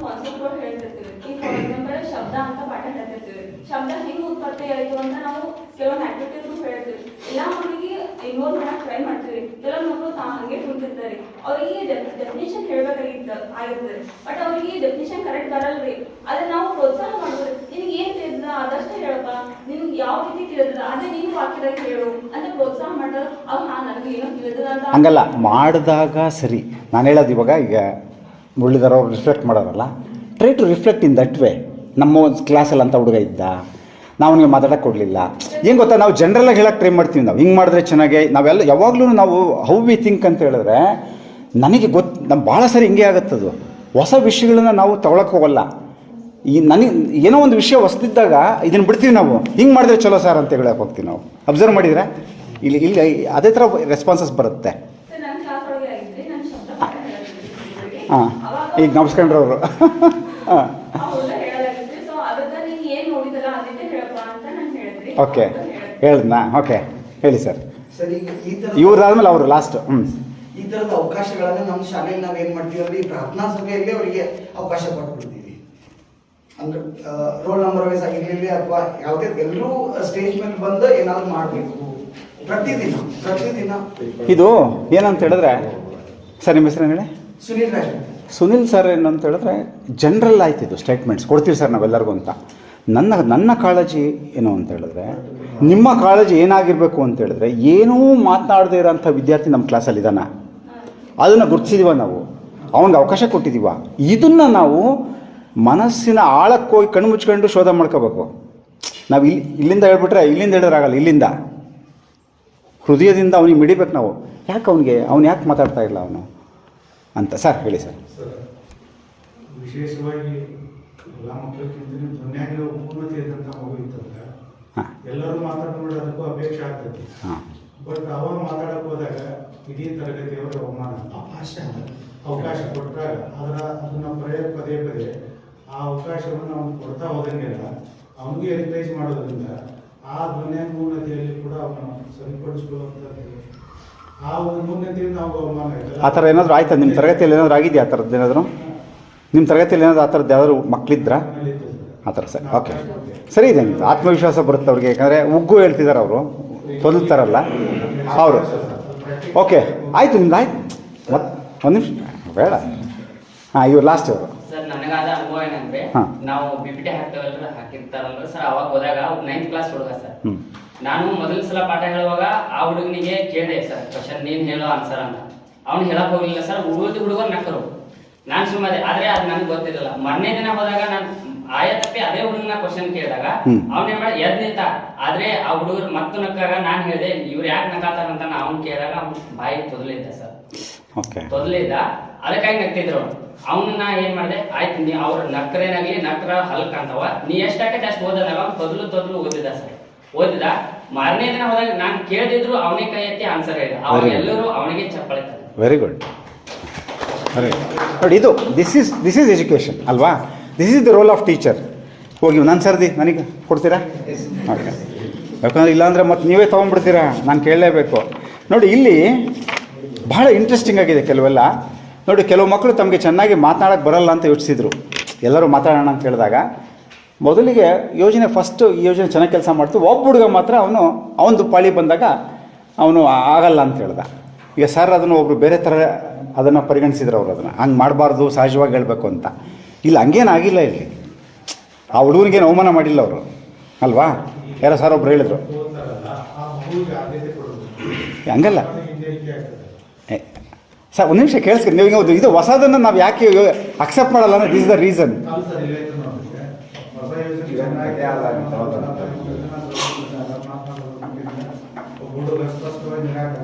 ಹೌದು, ಒಂದು ನಿಮಿಷ ಅದನ್ನೇ ಹೇಳಕ್ಕೆ ನೀವು ಓದಿಲ್ಲ, ಪೂರ್ತಿ ಓದಿಲ್ಲ ನೀವು. ಹಂಗಾದ್ರೆ ನೀವು ಪೂರ್ತಿ ಓದದೇ ಇರೋದ್ರಿಂದ ಈ ಪ್ರಾಬ್ಲಮ್ ಆಗಿದೆ. ಕೇಳಿಸ್ಕೊಳ್ಳಿ ಇವಾಗ. ನೋಡಿ, ಅವನಿಗೆ ಮಾತಾಡೋಕ್ಕೆ ಏನೂ ಇಲ್ಲ ಅಂತ. ಅವ್ನಿಗೆ ಆ್ಯಕ್ಚುಲಿ ಏನೂ ಮಾತಾಡೋಕ್ಕಿಲ್ಲ. ಮಾತಾಡೋದಕ್ಕೆ ಅವನಿಗೆ ಎಷ್ಟೋ ಸರಿ ಕೆಲವು ಮಕ್ಕಳಿಗೆ ಏನಂದರೆ ಥಿಂಕಿಂಗ್ ಇರಲ್ಲ. ಅದು ಮುಂದೆ ಓದಿರೋದ್ರೊಳಗೆ ಇದೆ, ಅದು ನೀವು ಓದಿಲ್ಲ ಅಷ್ಟೇ ಅದನ್ನು. ನೋಡಿ, ಅವ್ರು ಹೇಳಿದಾಗ ಏನು ಹೇಳ್ತಾನೆ ಅವನು, ಹುಡುಗ ನನಗೆ ಹೇಳೋಕ್ಕೇನೂ ಇಲ್ಲ ಅಂತ ಅವನು. ಆಮೇಲೆ ಏನೂ ಇರದೇ ಇರೋಕ್ಕೆ ಸಾಧ್ಯನಾ ಅಂತ ಹೇಳಿಬಿಡು ತೊಚ್ಚನ್ನು ಅಂದ್ಕೊಂಡು ಹೋದಾಗ ಅವನು ಹುಡುಗ ಚಾಲಾಕುತನ ಏನು ತೋರಿಸ್ತಾ ಇಲ್ಲ ಅಲ್ಲಿ. ಅವನೇನು ಸುಮ್ಮನೆ ಆ್ಯಕ್ಟಿಂಗ್ ಏನು ಮಾಡ್ತಾ ಇಲ್ಲ ಅವನು. ಅವಾಗ ಏನು ಮಾಡಿದ್ರು, ಹೆಡ್ ಮಾಸ್ಟ್ರು ಬಂದು ನಕ್ಬಿಟ್ಟು ಹೇಳ್ತಾರೆ, ನಿನಗೇನಾದ್ರು ಹುಡ್ಕೊಡೋಣ ಮಾತಾಡೋಕ್ಕೆ ಅಂತ. ಅಂದರೆ ಅವರೇನು ಅದನ್ನು ಏನೋ ಅಪಹಾಸ್ಯ ಮಾಡ್ತಿಲ್ಲ, ಹುಡ್ಕೊಡೋಣ. ಹುಡ್ಕೊಡ್ತೀರಾ ಅಂತ ಅವ್ನಿಗೆ ಒಂಥರ ಗಾಬರಿ ಆಗುತ್ತೆ. ಅವನಿಗೆ ಮಧ್ಯೆ ಕರೆದು ನಿಲ್ಲಿಸ್ಕೊಂತಾರೆ. ಜ್ಞಾಪಿಸ್ಕೊ, ಏನು ಮಾಡಿದೆ ಬೆಳಗ್ಗೆಯಿಂದ ಏನೇನು ಮಾಡಿದೆ? ಹ್ಞೂ ಅಂತ ಮಕ್ಕಳ ಥರನೇ ಅವನು ತಲೆ ಕೆರ್ಕೊಳ್ತಾನೆ. ಶಾಬಾಸ್, ನೀನು ಹ್ಞೂ ಅಂತ ಹೇಳಿದ್ಯಾ ನೋಡು, ಹ್ಞೂ ಅಂತ ಹೇಳಿದ್ದನ್ನು ಅಕ್ಸೆಪ್ಟ್ ಮಾಡ್ತಾರೆ ಅವರು. ನೀನು ಏನು ಹೇಳಬೇಕಾಗಿಲ್ಲ, ಹ್ಞೂ ಅಂತ ಹೇಳಿದ್ಯಲ್ಲ, ಏನೋ ಹೇಳ್ಬಿಟ್ಟಿದ್ಯಾ ನೀನು. ಹಾಂ, ಹೇಳ್ಬಿಟ್ಟಿದ್ದೀನ ನಾನು, ಅಷ್ಟು ಹೇಳಿದ್ರೆ ಸಾಕು ಅಂತ. ನೋಡು, ಒಬ್ಬ ಟೀಚರ್ಗೆ, ಅದು ಹೆಡ್ ಟೀಚರ್ಗೆ ಹ್ಞೂ ಅಂತ ಹೇಳಿದ್ದೆ ಸಾಕು ನೀನು. ಮುಂದೆ ಹೇಳ್ತಾರೆ ಹ್ಞೂ ಮತ್ತೆ ಹೇಳಕ್ಕೆ, ಅದನ್ನು ಹೇಳಿದ್ದಕ್ಕೆ ಅವನಿಗೆ ಖುಷಿ ಬಂತು, ಮತ್ತೆ ಹೇಳಕ್ಕೆ ಹೋದ. ಹ್ಞೂ ನಾನು ಎದ್ದೆ ಅಂದ, ಮಲ್ಕೊಂಡಿದ್ದೇವನೋ ಎದ್ದೆ. ಇವ್ರಿಗೆಲ್ಲರಿಗೂ ಒಂಥರ ಸಮಾಷೆ ಆಯಿತು. ಆಮೇಲೆ ತಲೆ ಕೆರ್ಕೊಂಡು ಹೆಡ್ ಮಾಸ್ಟರ್ ಹಂಗೆ ತಾಳ್ಮೆಯಿಂದ ನೋಡ್ತಾಯಿದ್ರು. ತುಂಬ ಚೆನ್ನಾಗಿತ್ತು, ಅಷ್ಟು ಸಾಕು, ನೀನು ಬೆಳಗ್ಗೆ ಎದ್ದೆ, ಎಲ್ರಿಗೂ ಅರ್ಥ ಆಗಂಗೆ ಹೇಳಿದ್ಯಾ ನೀನು, ನೋಡಿ ಅಷ್ಟೇ ಸಾಕು ನೀನು ಹೇಳಿದ್ದು. ಅದನ್ನು ಅಕ್ಸೆಪ್ಟ್ ಮಾಡಿದ್ದಾರೆ ಅವ್ರೇನು ಬೈದಿಲ್ಲ.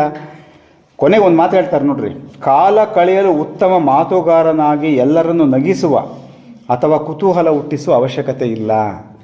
ಏನು ಎಲ್ಲರೂ ಮಾತುಗಾರ ಆಗಬೇಕು ಅಂತೇನಿಲ್ಲ ನೋಡಿ. ಅವರು ಹೆಡ್ ಮಾಸ್ಟರ್ನ ನಿರೀಕ್ಷೆ ಏನು ಅಂತ ಹೇಳಿದ್ರೆ ಅವನಲ್ಲಿ ಆತ್ಮವಿಶ್ವಾಸ ಕೊಡ್ತಾಯಿದ್ದಾರೆ ಅವರು. ಎಲ್ಲರೂ ಚೆನ್ನಾಗಿ ಮಾತಾಡ್ಬೇಕಂತೇನಿಲ್ಲ, ನೀನು ಮಾತಾಡಿದೆಯಲ್ಲ ಸಾಕು ಅಂತ ಹೇಳಿದಾಗ ಅವ್ನು ಇನ್ನೂ ಕಾನ್ಫಿಡೆನ್ಸ್ ಬರುತ್ತೆ. ಆಮೇಲೆ ಹ್ಞೂ ಅಂದ್ಕೊಂಡು ಮತ್ತೆ ಅಲ್ಲುಜ್ಕೊಂಡೆ ಅಂದ. ಎಲ್ಲರೂ ಅವಾಗ ನೋಡಿರಿ, ಇದು ಒಬ್ರು ಯಾರೋ ನೀವು ಹೇಳಿದ್ರಿ ಚಪ್ಪಾಳೆ ತಟ್ಟಿದ್ರಿ ಹೆಡ್ ಮಾಸ್ಟ್ರು. ಯಾಕೆಂದರೆ 3 ಸೆಂಟೆನ್ಸ್ ಹೇಳ್ದ ಅವನು. ಫಸ್ಟ್ ಹ್ಞೂ ಅಂದ, ಎದ್ದೆ ಅಂದ, ಅಲ್ಲುಜ್ಕೊ ಅಂದರು ಅಂದ, ಅಲ್ಲುಜ್ಕೊಂಡೆ ಅಂತ ಹೇಳ್ದ. ಹುಡುಗ ಮತ್ತದು ಜೋರಾದನೇ ಹೇಳ್ದ, ಮತ್ತೆ ಶುರು ಮಾಡ್ದ. ಆಮೇಲೆ ನಾನು ಶಾಲೆಗೆ ಬಂದೆ ಅಂದ.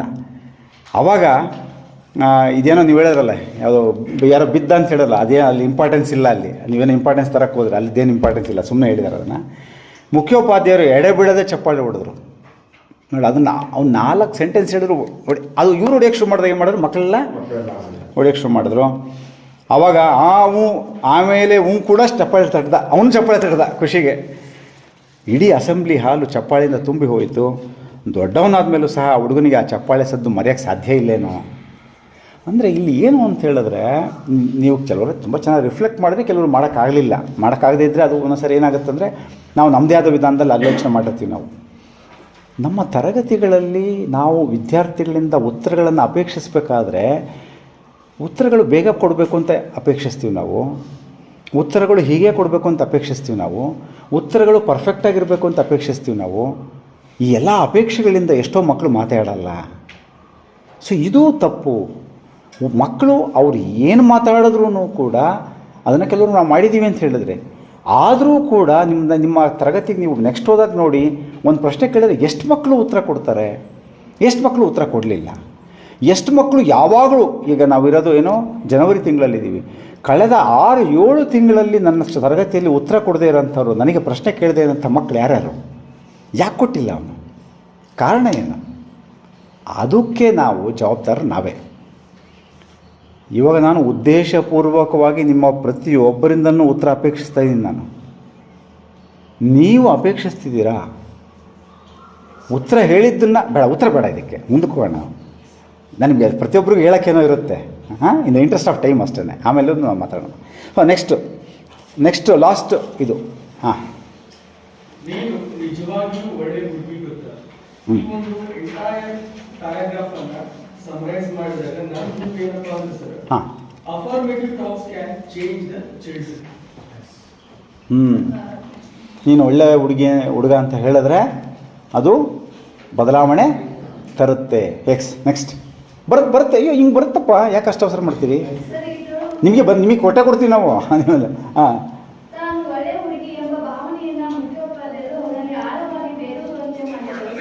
ಏನಾದರೂ ಕೆಲಸ ಮಾಡುತ್ತಿರುವಾಗಲೂ ಅವಳ ಹೃದಯದಲ್ಲಿ ಅವಳ ಈ ಮಾತು ಪ್ರತಿಧ್ವನಿಸುತ್ತಿತ್ತು. ಓಕೆ. ಅನೇಕ ಸಲ ತನ್ನ ಕ್ರಿಯೆಯ ಬಗ್ಗೆ ಮತ್ತೆ ಯೋಚಿಸಿ ದೇವರೇ ತಪ್ಪಿದ್ದರೆ ಕ್ಷಮಿಸು ಎಂದುಕೊಳ್ಳುತ್ತಿದ್ದರು. ಇದರಿಂದ ಅವಳಲ್ಲಿ ಇಡೀ ಬದುಕನ್ನಾಗಿ ರೂಪಿಸಿಕೊಳ್ಳಲು ಪ್ರಳಾಸಿ ಆಗಿತ್ತು. Okay, next. ಆ ಹುಡುಗಿ ಬಗ್ಗೆ ಯಾರ ಋಣಾತ್ಮಕವಾಗಿ ಮಾತಾಡಿದರು. ಫಸ್ಟ್ ಆಕೆಗೆ ಮೇಲೆ ನಂಬಿಕೆ ಇತ್ತು. ಮತ್ತೆ ಮುಖ್ಯೋಪಾಧ್ಯಾಯರು ಹೇಳಾದಿದ್ರು, ನೀನು ನಿಜವಾಗಿಯೂ ಒಳ್ಳೆಯ ಹುಡುಗಿ ಅಂತ ಹೇಳಿದೆ. ಅದೊಂದು ಮಾತು ಅವಳ ಜೀವನವನ್ನ ಬದಲಾಯಿಸ್ತು. Okay, next.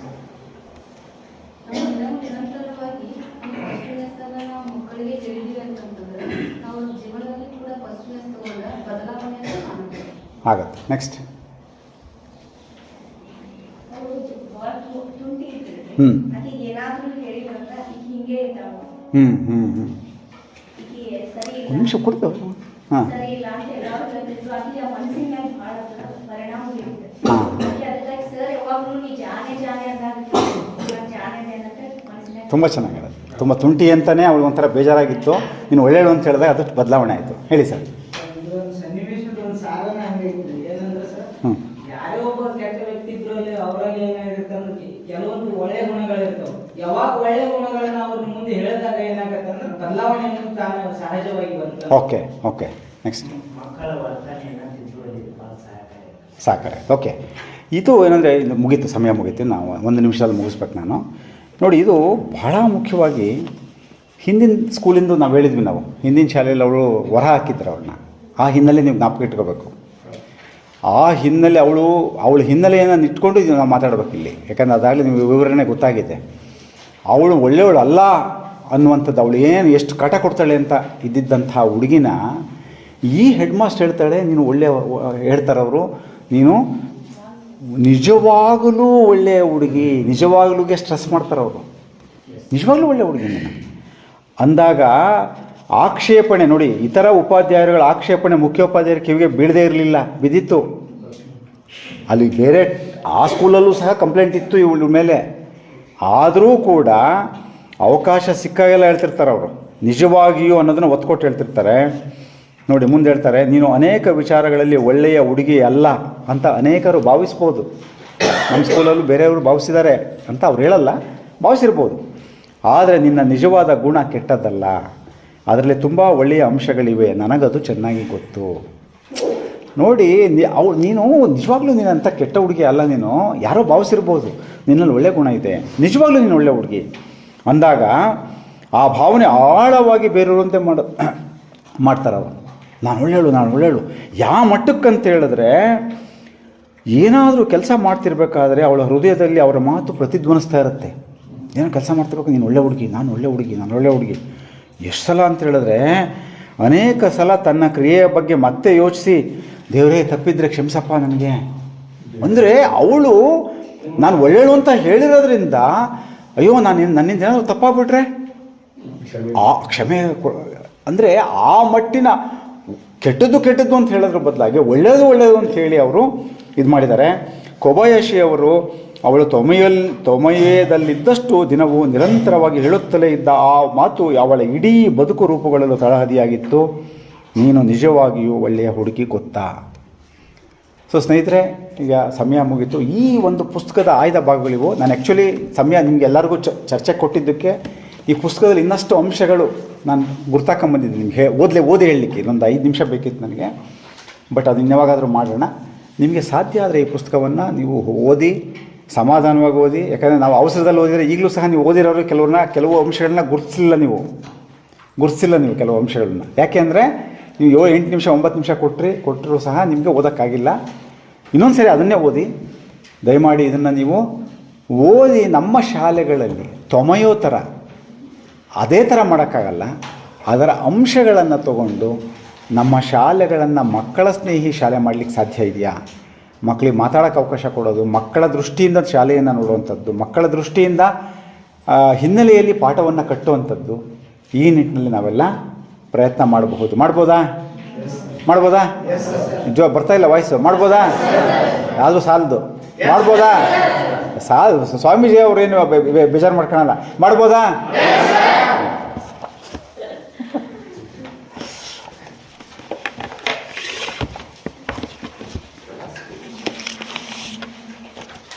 ಆದ್ಮೇಲೆ ಈ ತತ್ವಚಾನ್ ಬುಕ್ ಪ್ರತಿ ಶಾಲೆಗಳಲ್ಲಿ ಇರಲಿಕ್ಕೆ ಕಾರಣವಾದ ವ್ಯಕ್ತಿಗಳಲ್ಲಿ ಇವರು ಕೂಡ ಒಬ್ಬರು.